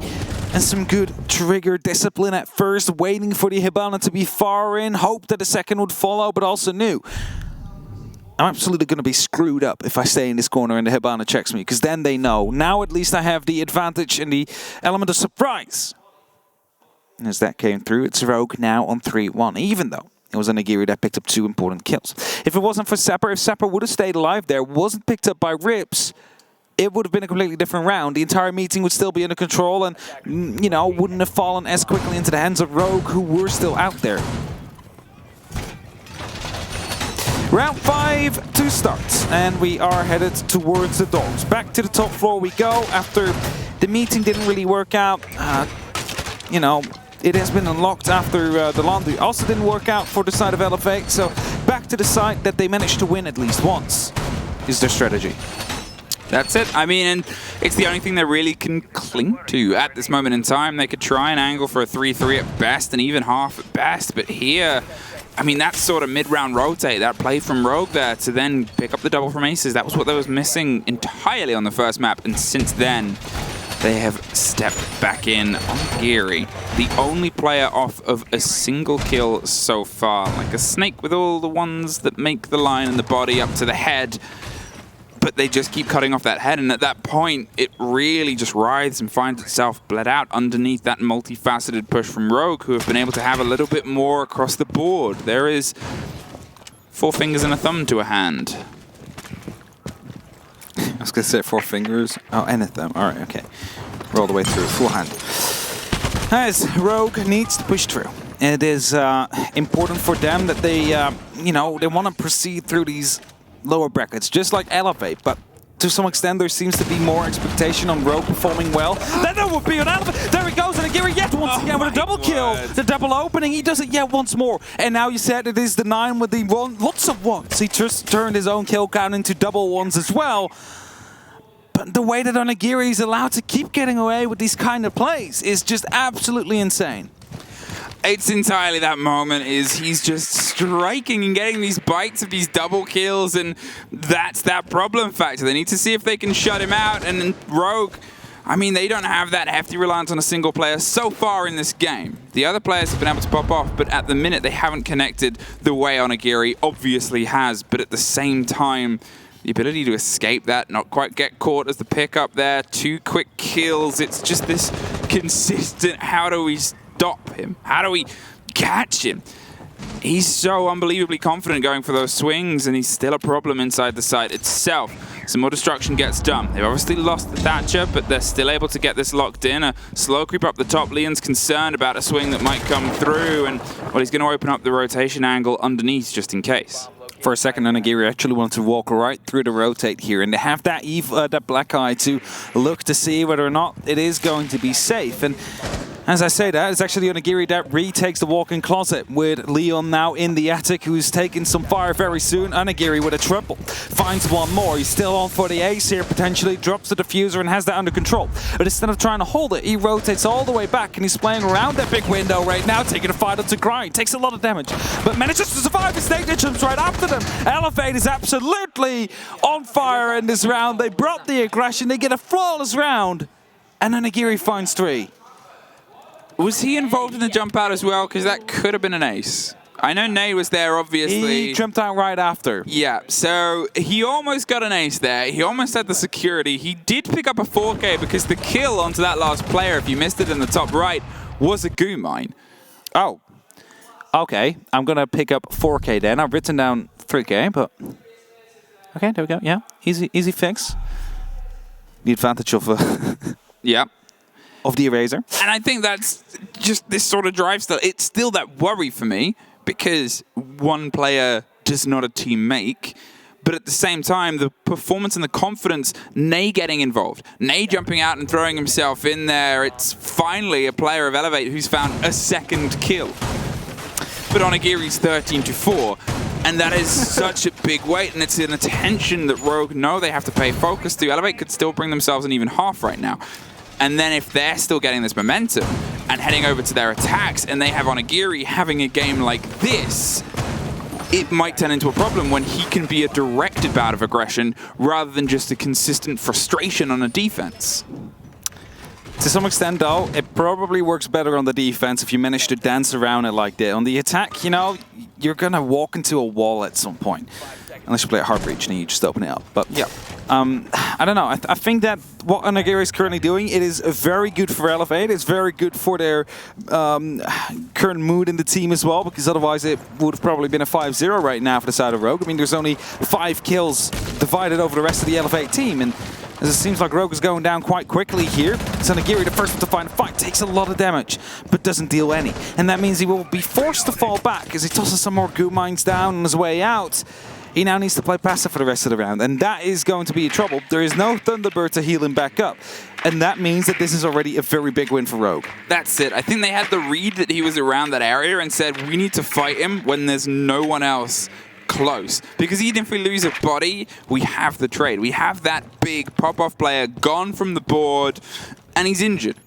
He'll have to limp back. He cannot be a sort of, I'm not going to say careless, but carefree that he was on the previous rounds. And that might be that blow of caution. The Clash is obviously, it's worth mentioning, on the board for the first time now. They're going to see if that can try and offer them, I guess, something as a bit of a blockade, something that they can kind of hold a member of Rogue at arm's length and maybe give somebody who wants to swing out a little bit more safety, because so far Rogue have been very confident on their takes and their swings onto sight, and just one more slow could be the difference. But the slowing also coming down from the goo mines, of course. So Elevate wanting to waste some time up on this top floor. It's inevitable that everything will be opened up, and his Banshee's also a device for slowing people down. Gets destroyed together with the goo mine. It is Rogue that is preparing the laundry side just a little bit. In the meantime, the Fraser is also being chipped out away from, slowly trying to take some control, but there's also some shots being fired back by the side of Elevate, forcing them or stopping them in their tracks, making sure that Rogue is not quite able to progress as freely as they would. And as Brana now takes a small amount of damage from Onigiri, who's still swinging out this hallway, they're forced to stand still for a second. They need to wait. They need to try and get everything together. And as a grenade might shortly follow right after that EMP, there's a Nagiri that goes aggressive into the freezer right now. That's what I said. That clash is going to act as a little bit of a stretch there. It's going to be all the focus that might get paid towards the shield. The pressure's coming in on Laundry as well. They want to go for the hatch. They want to go for the drop, and that grenade just catches on Agiri. He saw the red flicker into life as he turned the corner to drop that goo mine, and Sapper's going to have to retake the mantle. All of Rogue's bodies are on for a take from this Laundry side, and Eric's is doing everything he can just to stop them getting a clean entrance, but a wide swing here is going to show the face of potentially a player on the bottom of the stairs. 20 seconds, and a smoked out Laundry means that Cryan just takes the fight through it. Now they got to see if they can do the drive as well. Suddenly they're popping off on the end of the freezer as well. Prano might be able to stick the first plant we've seen in this entire showdown. Aces gets one more on the door. It's DCH, and that is it on the third map. On the 6th round, in and amongst it, we see our first plant, and we look like we're about to see, there it is, the 4th round here for Rogue. The Laundry take working quite well together with the freezer, of course. And I think the first big win was Enigiri being knocked down to, first of all, 20 HP, and after that, the grenade finding him as he walks into the freezer to hope to put up some pressure yet again. A tactical pause will be called because, as mentioned before, only 6 kills in total on the side of Elevate if you take Enigiri out of the equation. So he's definitely having a banger game so far. It's just... there you have it. The fist bumps are coming in. He's transferring the energy over towards the rest of the team here. The magic touch, maybe. Who knows? They need it. I think that's always the worry. It's always the risk. And, you know, there was a lot of that bravado. There was a lot of just bouncing around and finding the fights against Rogue. But Rogue has woken up. They've got themselves confident. They're calm and collected. And after how this series opened... since then, after that first map, they've really been able to drive into their own pace. They have control, whether they have the read and the breakdown on the Elevate game, they definitely have a lot more control of their own. Yeah. And again, we're going to say the winner of this game will be fighting up against FaZe later on today during the 4th game here on the Bravo stream. And FaZe have not had to play a game here today, so we could always see a bit of fatigue to come and play a factor. And Rogue going this far already, going to map 3 and, you know, being 4-2 up, they surely want to make sure that they don't have to play a full 15 rounds in this series now, because every single minute you spare is a minute that you might need later on. Same goes for Elevate. Even though they aren't quite up right now, they just want to preferably pick a 5 in a row now. Again, transferring the energy with the fist bumps there on Nagiri. It's more energy transfer, more balance, and more drive. Only 1 kill for them on that last round. It was in the pockets of DCH. Yep. They can attack, they can bring a fight onto Oregon, but as I said, the biggest problem Elevate have is sometimes when their game has been guessed and got, they haven't quite been able to fight that fight all the way to the end. They haven't quite been able to bring themselves all the way into that final little journey. Your chair is very My chair squeaky. is very squeaky. I know. I'm sorry for it, but That's why I never sit down. just lean on it. I do. But even if I lean, it starts squeaking. Well, that's tough. It is rough stuff. I'll try and sit very still for the short moment I'll sit. Oh, I doubt that will happen. I'll try. An extension down. They're making sure that they have some control underneath, and you got to sort of keep a bit of a lock here onto Kitchen if they're just going to try and fight their way in with... Obviously, we've seen a lot of buck play, we've seen a lot of reverse grenades, and it just becomes really dangerous territory. And if you can keep it into your pocket as well, this is all soft. Sure, it's not just as easy as running around underneath. There's a couple of corners that you got to turn your way around, but C4 in the right place, and suddenly you've stopped a handful of plants. Quick into Armory. Pretty quick indeed. Nay playing around there, taking out the cam with some... Just jiggle peek a cam. Some rough jiggle peeks indeed, but managed to find it. Of course, doesn't want to extend himself too long before someone seems to be in game and finds him as a result. But as he's in here, nobody would actually expect them to have the need for the Thatcher next to Sapper, the Heartbeat Troop. So they can open up on the wall. Might be a bit dangerous now. Check, I'm not quite sure. Do they have breaching charges? They might have some. It should be in the hands of the Thatcher as well, so maybe Nate's just creating some extra rotations around to get himself in the bedroom quickly. Now Sapper's going to see if he can crack open walk in and, well, hard destruction was something they massively struggled with on the previous map. You can hear the explosions are coming through. That impact gets below a lot of that. Now they've only got 6 left, and that is not going to be a clean route through. They're still concerned with how precious it's going to be. There's a bit more of a sight line, but this is at best going to be a pretty thin crouch hole that they can get themselves in. They're not going to see if they can get all the way through, and there it is. That little extra pop and that little extra direction. Prano has found himself into the classroom, though. Oh, no, actually, even a floor below. But he's going to sneak up these stairs just very silently, though. He's looking to make his way up to the armory stairs as there's 3 members of Elevate currently around that area. And as the drone of Anagiri is being brought up as well, there's currently no active flank drone holding off Prano and the potential flank he wants to make. It is the first gunfight that takes place at the walk-in closet. Sapper takes a small amount of damage. C4s are being used as well, but it's the first kill in the hands of Nate as Leon goes down. Now Rips, he's suffering here from the pressure on Attic. Just going to long arm that canister, is able to get it down, and you can see it put a bit of pressure back onto DCH. They've tried to rush in. Onigiri is still looking to carry that momentum from before, but without vertical, it comes up the top of White, and Prino on the back of Trophy gets a drop down. Sapper's going to see if he can stick it in the meantime. From below. And there's the C4, as I said before. It's the story that tells itself time and time again. You do not have verticality, then you probably do not have the safety to stick a 7-second plant down, because you can get that coordination back together. Onigiri, 20 seconds, goes for the pickup, and the fight on White goes against them. Onigiri's likely to just see if he can reconvene here. Gets into the dorm side, gets into the chance at this plant on Kids, and it should, so well, I was going to say it should stick. He pops off, just has to sit and wait, just has to see if he can get there in time. The pistol, the swing! Onigiri! No way do you do this! How he was able to get that, I do not know, but that is the question that is posed so many times against Elevate. How do they do these things? I do not know. It's honestly just Rogue versus Onigiri at this given moment. I'm not quite sure, but how many kills is he on right now? Is that 17? If it's not, it's close too. This must be so frustrating to play against, because Crying had a 3K. He stopped that rush almost all on his lonesome here. And Onigiri just runs in, picks up the double kill. 16 kills he's on right now. An absolute mad lad. I don't know what the... I mean, he's not going to go for the best of 3 record. That is not going to be happening, because he didn't have the best first 2 maps. If every map had been with this consistency, then he would have had it. Possibly. But he's definitely given it a go for a 1 map record, maybe. I don't know. I don't know what that said anymore. But it's still this thing is we're on round 8 now, and he has doubled all the rest of his team's kills put together. Not just all of his team's kills put together. He has doubled that. I think even 4, 7, 8, yeah, exactly. It's absolutely insane. 2 kills per round as well, or even more than that, because round 7 just passed. We're on to round 8 right now. And Rogue, they do everything so well. They just don't shut down Onigiri. Onigiri is allowed to continue to roam the lands of Oregon, rent-free in their heads, you can almost say, because he keeps on clutching out these rounds.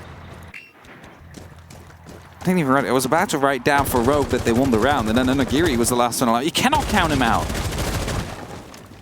And I think that's it, and that's that irritating problem, I guess, for Rogue, but also for Onigiri is, you know, if you had one more player suddenly popping off than those other rounds where he's been able to get a 2K, it could have been a different story if someone else was able to cement a kill from it. The kills that they've been able to pick up, it's picking up over the past couple of rounds, but you need just a little bit more to work with. And here, they're going to see if they can bring themselves level. They know that it was a clutch that got that round, and they know that, to be fair, they got themselves in to try and stick the diffuser without the control, as pointed out by a C4, more poignantly than anything we can say. Well, it was never going to really stick without that safety underneath, regardless of the drive that happened around White. Here, there's still a full stretch. Rogue, they've got themselves deep underneath, they've got themselves on the mid-tier and on the site itself. It's 3 stories of hold on dorms. It is 3 stories that they need to work through. As Leon gets is looking to take the first fight, he falls off. Not going to stay too long. Bit more timing, bit more waiting, and he could have picked up that very first kill. But instead, he's going for a secondary angle. He's just putting out some bullets down range. Knows that there could be players down around the 90 area. as it is actually Crying playing around that position. He's debating whether or not he should go for a bit of a swing, but as soon as they do, everybody's long gone. Well, that's a better run of that utility this time because there's not an impact to trick it. There's still obviously a gate to get through on the far side, but with Nerix going for the stretch of the Heartbreak gadgets, they're also going to get attic control. A much better use of utility than we've seen from them in, well, to be fair, a while, because Club was such a disconnect. If you missed it, they actually pretty much team killed with an exothermic. Here, they're concerned about the rotation. Concerned a little bit indeed. Elevator starting to get close. Prano up on a flank from below. The question is there a flank drone being watched? It doesn't seem to be the case. Leon below as well is watching the jump in, so there is no safe way through here. Rogue have a perfect opportunity to strike and shut down his elevate push that's coming in from the attic, but as Leon falls back, Isnada gets the entry onto Aces. Isnada actually really deep inside the attic already. Onigiri gets one more. Prano suddenly with a big double kill blocks it off, and they've got to try and rotate back round. Prano, there it is. That's how he got it. He popped his way back up on the flank and was able to take care, and that's isolated. That single player there on that other side of that short wall. He knows if he overstretches, he's probably going to get got, so instead he's trying to find the first fight. The second is a take onto Prano, doesn't fully connect, down to a pistol. Concerned about the swing peek from the far side, just deep dives, and Sapper needs to find a moment to stick it, but it's stuck to him. The swing round, the droppy utility, Onigiri with one, but the other two are too far out. They learned a lesson, and that's not to give him any options. 5-3, Rogue keep it going. The time was being wasted there, well played by them, but just... Again, the guns, Onigiri just walks in, gets two ADSs, gets a Banshee, flicks around 180 and instantly takes out the head. It's just insane how good he currently is here on this map of Oregon. And now 5-3, Rogue 2 rounds away from proceeding through the upper bracket. And Onigiri's trying his best, but Elevate, they're starting to slip just slightly here.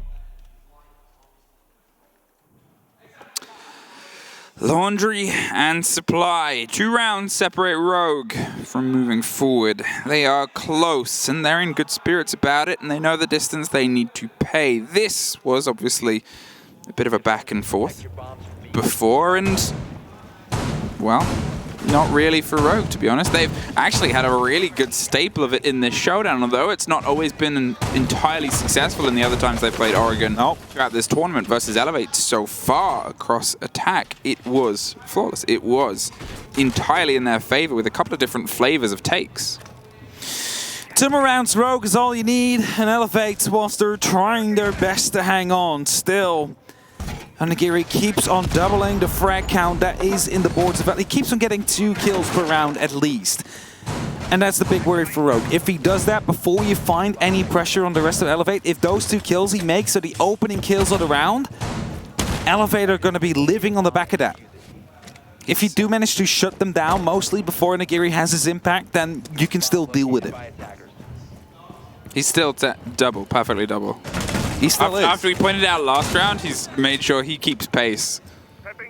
At some point it's going to run out though, because if his teammates both get 1 kill, you know, like 2 of them get a kill and then he gets 2, you still need that next one, right? Yeah. So at some point it's going to run out. You would assume if Elevate is going to win a round here. The Hatch is being watched. They have some good clue, but Aces a little bit sharper there, a little bit quicker on that trigger. It's going to get the entry for Rogue.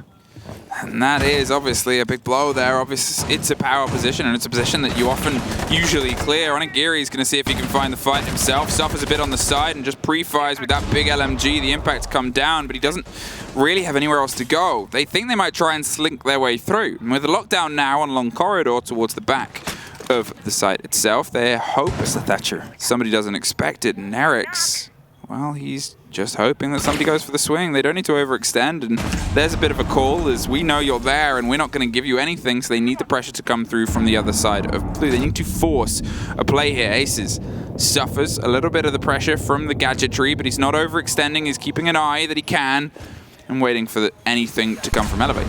Yeah, the elbow will be opened up. They open up high above where the Mew Jammer doesn't reach. Got a grenade through as well to get rid of that Jammer. And now they have an opening to work with here.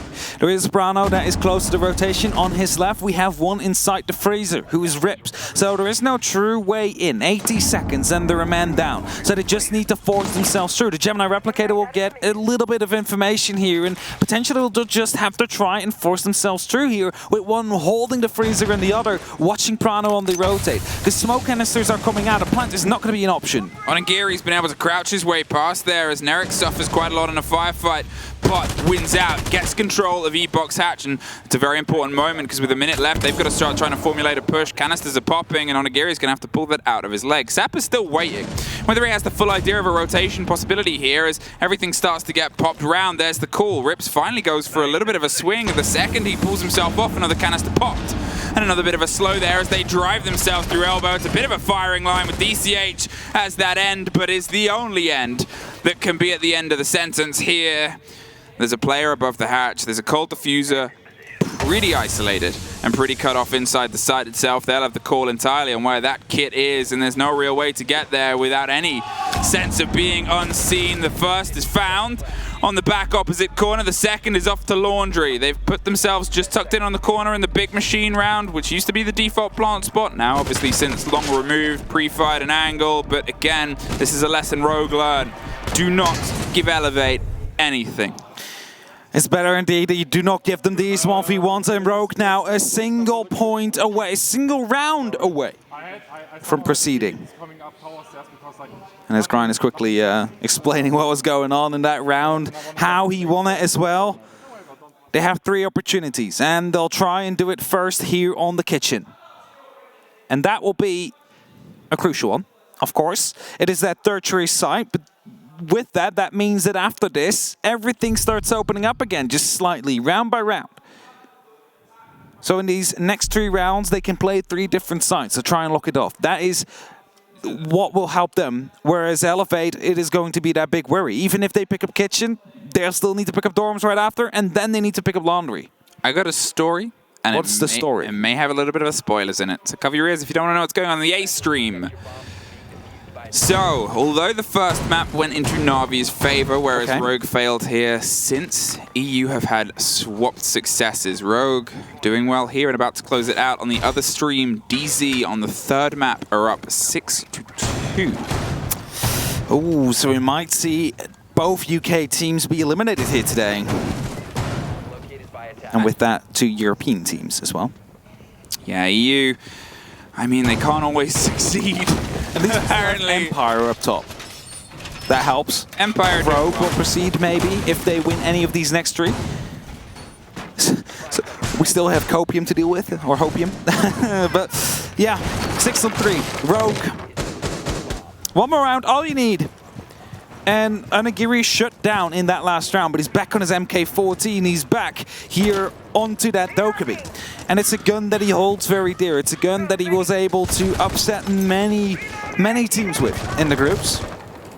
Squire is out here in that small tower, playing right behind the metal railings. Of course, Leon Gids is quite close as well. He's playing on a shield a little bit further down, so even if they pick up one, there might still be a second. Brains are being tossed in. It's a Nitro that will be tossed back out, and we've seen Leon get a triple kill here before. This time he will find none, however. Oh, that one will. That one will.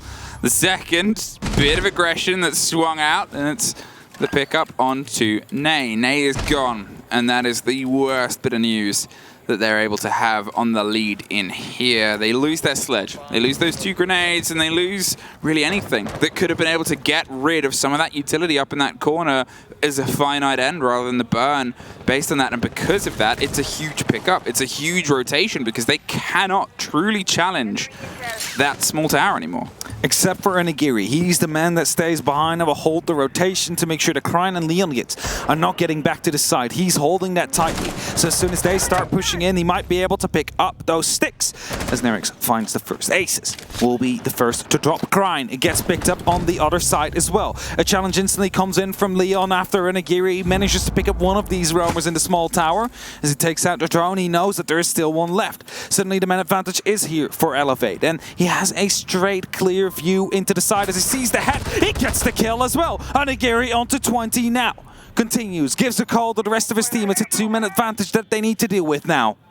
A huge 20 bomb. Here's the call going out, but the Banshee gives a double-sided audio fight away. DCH in a bit of a scrap with Rips there, and Rips, he pulls himself back into the close corner to make sure they can't just sneak a plant. Prano is on a huge rotation all the way underneath to see if he can get somewhere else. At this point, it seems like the plant's going to go down, and well, that sort of confirms it. Onigiri with one more as he just keeps going. Nerix, however, was a bit of a force, and I think that's the celebration music a little bit early. Yeah, because they continue to at least stay in it for now. That's what we're celebrating here. It's 6-4. Oh, you could have let it play. I mean, it didn't have to turn it off. I kind of like the theme. It is a great theme. Either way, match point still. Rogue, 2 opportunities, and the dorms will be coming up next. As said before, it has been unlocked, and they now need to make sure they win it here. Otherwise, it is going over back towards the laundry as well, if it will be Elevate that holds onto it for now. Of course, Rogue would have the opportunity to run it back. They do. But they might not do it, and that Nitro started it all off, but Onigiri just staying behind here. Picking up kills, he's on 21 now, I believe. Yeah, he's doing pretty well. How much further can he go? I mean, there's still 2 more rounds in regulation, and we could have a potential 3 in overtime. So let's say 5 rounds. Drops 2 per round, on like average here. More than that, actually. Drops around 3 per round. So he could technically go all the way up to 35 if he continues this. Come on, news. It's not good. Oh, well, okay, it might be good if you're an NA fan. Is it Na'Vi that has been eliminated? Is it the UK Massive that is no longer that massive? The UK Massive, less massive today. Na'Vi have fallen. Dark Zero have taken it 7-2. And I can only imagine how it's going to be in the green room. See, I'm just an EU fan. But I know there is some not you as much, but you know, some of the talent who are very, very keen on the UK teams. Yeah, I mean, I love the UK teams, but I love. Did you shoot the cam? I love good siege. No, drop the little cardboard. Yeah, I was going to say, I hope he didn't shoot the cam accidentally there. Also, one of them is in the antenna right above. That will be providing some nice information there on There it is. One of them went a little bit too far. Missed the antenna the first throw. Yeah, you know, that happens. The big worry now is, though, that they know exactly where Onigiri is, and as Nerix gets the opening kill, it is Leon that drops suddenly. It seems like Elevate might be able to find themselves a way back in here. Well, Nerix, yeah, as he said, over the past couple of rounds, he's been a really good drive. He started to pick back up to the way that he opened the series at the very, very beginning on the first map. Nerix on that Jackal was such a problem. Onigiri is just the definition of it. He finds yet another for his tally. Cryin at least stops the bleeding from the opposite side. Brino stacked up on the white. They have a good idea of where the push is coming from, and as we talked about that verticality before, if it stays away from them, well, that's not going to help. DCH catches an easy prey as Cryin went for just a bold sprint rotate all the way to the stairs, and well, they've got some awareness. Give them at least that credit. They try and sliver their way into trophy. They find some safety there, and Rips goes for a rotate, but is caught off by, oh, you guessed it, Onigiri. Zappa's going to see if he can stick it there. The pre-fire over the top. Nay gets another. They are only 1 round away from pulling it to OT. Perfect push, I have to say. They might have lost someone there, but it was working out very well. We might see an OT coming up soon. There is still a tactical timeout available for Rogue. There we go. It gets paused, actually, at that given moment. I was going to say, there is still a pause available for them, and they will use that at that exact same time. And I was just going to say, Onigiri on that balcony, just watching through the big window, holding the attic rotation, seeing if someone was going to use it, finds one as well, and so he's on 23 kills, if not more. I'm pretty sure it's 23. I didn't think he picked up more than 2 this round. I'm not sure who over this tournament holds the record for the best performance in over a single map, or I think it might be Grixer. It could be. I'm sure the analysts are going to be. I'm sure the analysts are going to work it out. Yeah. I'm sure they'll have the straight data. I think it's Grixer from a groups game on day 2, maybe, or day 3. But either way, I mean, if it's not, Onigiri's making a good shout for it, regardless of how this game has gone. My word, what a performance he's been able to put in, because it's just so consistent. There's just that sort of statistic. There's only really been like 1 or 2 rounds he hasn't picked up multiple people on. I wonder what his cost is going to be. I'm pretty sure it's 100% at this point because he's been constantly pushing in. Actually, no. There was this one round where he got naded from Freezer. That is the only round he didn't pick up. I think 2 rounds because there was the one maybe on the attack onto Laundry, the last attack that Rogue won to put them in this position where he got caught from the hatch underneath. I don't think he'd caught a kill at that point. Oh, we'll see later. We'll see when the analyst will bring up the match breakdown. Soon the timer will end. The fist bumps are being handed back out here. Just move the arm. I was like, what do you mean? You can move your own arm, EP. Why do I have to move mine? Either way, 6-5. And soon, 3 minutes and 45 seconds will start counting down. 45 seconds for the prep phase, of course. And then 3 minutes of the action phase. And either we will see Rogue confirm themselves to go through, or it's Elevate that will push themselves to OT in their hunt to knock out the 3rd European team today out of the 5 we had in total. And that would leave only Empire left for our hopes and dreams. It's getting very grim very soon here today. I wasn't ready for... I know, it's not been a great day for EU, let's be honest. I thought they had the home ground buff, but that doesn't seem the case. No. I mean, hey, it's Siege is at the most competitive it's been for a long time. I think this has definitely been the most stacked tournament we have had. Yeah. 6-5, Rogue, and there's your timeout. There's your last moment to have a conversation about it. And here is your last moment to lock it out in regular time and not have that risk of OT and not have that risk of losing the 3 rounds to get you there, because that, as a momentum, sucks. That really pulls you out of it. And obviously, for all the times that we said Onigiri was double, at this point he would need another 7, roughly. Even more than that, not completely possible if you look at how he's going. Yeah. Not in this round, but if they still, manage to win this. That's a good sign for Elevate. Over the past couple of rounds, Nerix has been able to get about 3 or 4 of his 5 total kills. We're seeing Sapper getting in and, you know, trying to get their connection with the objective and the diffuser, which hadn't happened over the first 2.5 maps. Yeah, for sure. The rest of Elevate is starting to live up, and as Onigiri still leads the charge quite comfortably. You said it, everybody's waking up, and as Rogue is unable to close out these last 2 match points they have, this is their last opportunity to do so. Otherwise, it will be headed towards OT, and then Elevate, on the back of that momentum, will be living up there. I'm quite sure of it.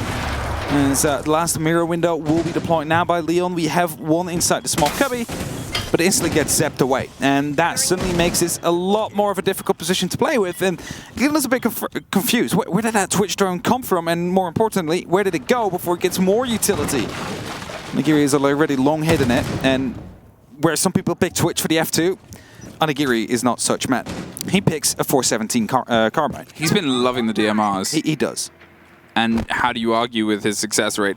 You can't. Like, you cannot say, oh, you should really try and play automatic rifles. You know, that's just way better when a man drops 23 kills over a single map. There's no way. Sapper, he's droning out for the chance of some control here over on the freezer and the laundry side for the push. They're setting themselves up with Onigiri far as that sort of anvil, the same way we said he was watching the flank and rotate before. Rogue has had that punished over the past couple of rounds. They've gone for those rotates, they've gone for those movements, but as I said, Elevate have stopped sort of falling for those plays and those gambits. They've made sure that their intel game, or at least their structure, is one that is facilitating that idea of flooded drones. And Leon stacked in a close corner here as the pops start to come through. It's the grenade that gets ripped. DCH opens it up. A second grenade tries to pop its way. Another stun. And they all want to try and lean in. They're hoping Leon goes for it, but it's Cryan that pops up over the top. And Aces gets dropped by Onigiri. Cryan gets himself a double stacked up, but Onigiri with yet one more. 25-6, and it's a 3-1. Prano is all that can secure this, but we are going to OT. EU, it's not over yet. APAC is still swinging. We're still swinging indeed, and where Rogue might have thought they were in the safe ground with a 3 map or match point lead, it suddenly changes everything. Onigiri again with 2 from the back, the rest pushing in from the... I don't know what it is, but you have like the entire team pushing from one side on Elevate and then Onigiri in the complete opposite side, and both pick up equal amount of kills. It is like Onigiri is a team in its own, and now the rest of Elevate starting to live up as well, completely picking apart Rogue and everything they do, and they stay on the defense for now, and that is going to be quite a big disadvantage for this game. Developers. If you ever, Onigiri. No, if you ever need to make a highlight reel of DMRs, yes. Here's 12 rounds of footage. What do you mean you're not in a good spot? Just watch this player. Okay, 66 and Rogue are staying on the defense, and they're staying on Laundry, which, you know, the first time they took it as their sort of defense pointed out that it had been an 100% success, and that one was, and that was the first failure that they've had down on that basement. That was the first struggle they've had, so they think that they can rectify the problems. They trust that they can, because if they can't, then suddenly they're in a bit of a decisive moment. But to be fair, it's been 4-2 either side for attackers. It has been statistically attacker favorite. The big difference there is... I've got some news. The current one-map kill record is held by Palu. During OGA pits, 27 kills. Oh, 3 rounds left to break it. That's spicy on Onigiri. That's so spicy. The thing is, Kryan is also having a massive game. He's gone 16-6 for Rogue. Yeah. He is keeping them in a couple of these rounds and driving the force, but Onigiri is almost clear of that by 10. Prana opens it up. Nerix is taken off the board, and that's a really big take because Nerix over the past couple of rounds has been a bit of a force. That Jackal was causing the problems it was on Kafe Dostoyevsky at the beginning of this showdown. Onigiri peppering a couple of pop shots, seeing if he can get a swing here, and Aces is going to be that door to try and keep not only Onigiri out, but Rogue in. Yeah, for sure. And where we at the first house said, oh, Onigiri is keeping them in the game. It's Grind that does that for Rogue, as DCH in the meantime trying to sneak down. He's at the bottom of these stairs. He's afraid that he might have been spotted after some, well, blind fire came through. Of course, not the case. And he's looking right into the freezer, seeing if he can spot someone, find someone on top of that hatch, and that might actually prompt a push to come in from the opposite side. On the side of Elevate is Leon and Aces both on top of the hatch. That's the difference this time. 2 players, and DCH is able to find one inside the side. Rips gets blown, and there's a big rotate coming around on the opposite side. Onigiri was ready to catch in a second, but didn't see Leon slip past and rebuild that barricade. Now with that single player still around that position of power above E-Box, which is where they were able to build their success before. DCH is going to see if he can just cut his way across right down the front, but it's a wide swing from Freezer that reveals one for DCH. It's going to be down the corridor in a second. The pings are there, but he keeps moving. He's been able to find himself inside the site, and it's going to go a little bit wider onto the Smoker Prano here, who might not know just how close DCH is. The stuns come through, and it's a pop right down onto the head. DCH with a triple kill for being a name that was so consistently screamed throughout groups and a bit quiet today. Onigiri on the backside, picked up by Nay. It's the final Rogue player down inside Laundry. Prano has 4 of them all around to see if he can pull off something monumental. But as the plant gets stopped, it's Nay with one more, and Elevate from the brink of being knocked out. Just one step away from staying in the lower bracket. I'm so confused what the setup of Rogue was, right? Okay, they had 2 on the hatch, they had people on the sides, but no one was watching those back stairs. DCH just comes down, sneaks himself in, is super quiet, gets shot at through the wall, but instead of panicking, looks around, sees no camera. I'm in the clear. I can continue moving on. It's exactly what he does, and picks up a triple kill in the middle of the site, forcing the rest of the Rogue players to hurry back towards it. Of course, he was being droned in by his teammates there. And Onigiri in a round, not really having an impact for once. It is the rest of Elevate that starts stepping up. And they're now onto map and match point here, about to be knocking Rogue down. And as they're heading towards the dorms to defend, it is the Ying that gets brought out instead of the Osa from Rogue. That might indicate a quick push here. Oh, it's a little bit rough right now for Rogue. 4 rounds in a row that have gone away from them. 3 of those with their chance to lock it out. Lock out this series and lock in their position in the lower bracket. And again, as we said at the very beginning of this game, these were 2 teams who wanted to see how far they could go. And both of them have the capability of going a step further, and that's that sort of knock of the heads and the clash we're getting across this board as it's been so back and forth, and you got to give credit for both teams to be able to pull themselves into this, but we are either 1 round or 2 away from finding out that team that secures itself in the lower bracket. He did actually pick up a kill. I thought he didn't at that moment in time, but maybe he got the down and someone else finished it. Maybe he wasn't got a down an engagement. He wasn't in. Yeah. So he put himself onto 26 right now. Onigiri, 1 round away of evening the 1 map record, is going to get taken out. Leon finds him, and that's a huge loss here for the side of Elevate. He tried to go aggressive, gets thrown down and wall-banged by Leon Gitz. And at least now he's not going to be able to even out that score. It's an entry frag and a costly one for the side of Elevate. Nay's about to get droned out as well, sees it and slinks away with DCH, popping a couple of pellets just to make sure that nobody goes for the vague and quick swing the same way they did before. This is the pace that we've seen Rogue try to apply on their attacks towards the latter half when they realized, yeah, Onigiri, he's a problem. We need to get rid of him, and they did. This time, that's the difference. Last time they couldn't quite get that full stretch, but they still found success, and they've got to make sure they remember that here. 4-2. And the pressure can start going its way across to Dorms, and if we throw our minds back, Dorms was the only site that Elevate was successfully able to defend against the approach from Rogue. Since then, the rest of the players, well, they had warmed up, apart from now, DCH removed, Rips gets down, caught out by Nay with the spear on the far side. And Leon, he's going to see if he can creep and crouch his way around, potentially see if this hatch is open and if a grenade wants to sail its way on through. Smoke canister's used, grenades to be tossed in as well. Nay finds yet another one. He might be trying to lock it off here now for Elevate after it was Onigiri and DCH who have both been taken out early on. Prano, waiting on the big window here, is looking to make an entry. One of them just pushed through as in terms of the candelas that went in. And as Crying right now is looking to make his way back out, it's Rogue that is on a 3-on-3 execute. 70 seconds. They need to force themselves through. They need to find an entry, but the members of Elevate are still all over the site. Leon holding so patiently, but you need the other 2 players to drive in. And as Nay gets a little bit more from that salvation station, just a little bit extra in what could turn into, once again, another scrappy fight here over the top of White.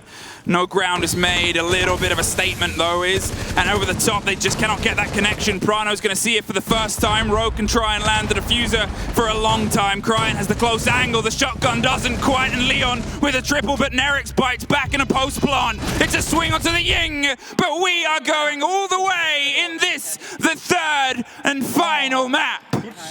Where they got the opening kill, where they managed to get the plant. There's 1 more round for either team. Whoever picks it up proceeds, whoever loses it goes home. And more importantly, well maybe not more importantly, but a nice little side note. There's just 1 kill in between Onigiri and the kill record over a single map from Palu back in OJ Pit 2 years ago. Just one on Onigiri, and oh, it would be such a statement to make for APAC. To take that title and that little sliver, that little ribbon from the region that's had such a strong year. Because back then, they weren't really the region that did. And maybe out of anything, if they can get that, if they can hold that ribbon and wear it with the pride of saying, this is our record for now, that gives us a glimpse into a 2022 with APAC colors all across the board. But we are not there yet. We still sit on the 7-7. We still are indeed 7-7.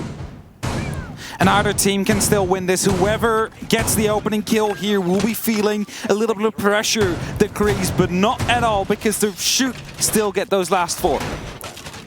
And 3 minutes are about to start. The last 3 minutes of this series. And it can either be Rogue or it can either be Elevate. We have no clue. But what we do know is that Onigiri has carried them through that first half. Let them live. After the rest of Elevate started to come alive as well, and they put themselves into this map, into this series, where they can knock out Rogue right now. And as he opens up onto White, he's looking to find a first engagement, but Crying stays put in security. He's not giving anything away, and the rest of Rogue should not either. They should stay put at this given moment, play passive, and not go for any aggressive swings. That DMR kicks with the echoing fury. of a man who has refused to let this game slip away from Elevate. Onigiri, he's hopped himself up and he's going to see if he can get intersection onto the big tower window, but nobody's home. As you said, Rogue, they're playing their cards and their players close to their chest. It allows Elevate to get themselves a little bit more distance without a lot more of the danger that's come through. But to be fair, those rotations were being punished before. They made sure they had the number on any of the players, and it's Nerix to once again lead in with an important kill. As a consistency he has been throughout this, the most important dying rounds for Elevate. He has once again put his name and scratched it into the top right corner. DCH going for the push and trying to get that little bit of extra clarity there inside Trophy, dropping the intel, getting themselves a little bit more coordination. They have a minute 30, but they still have a single player underneath, and they have a curiosity about that rotation.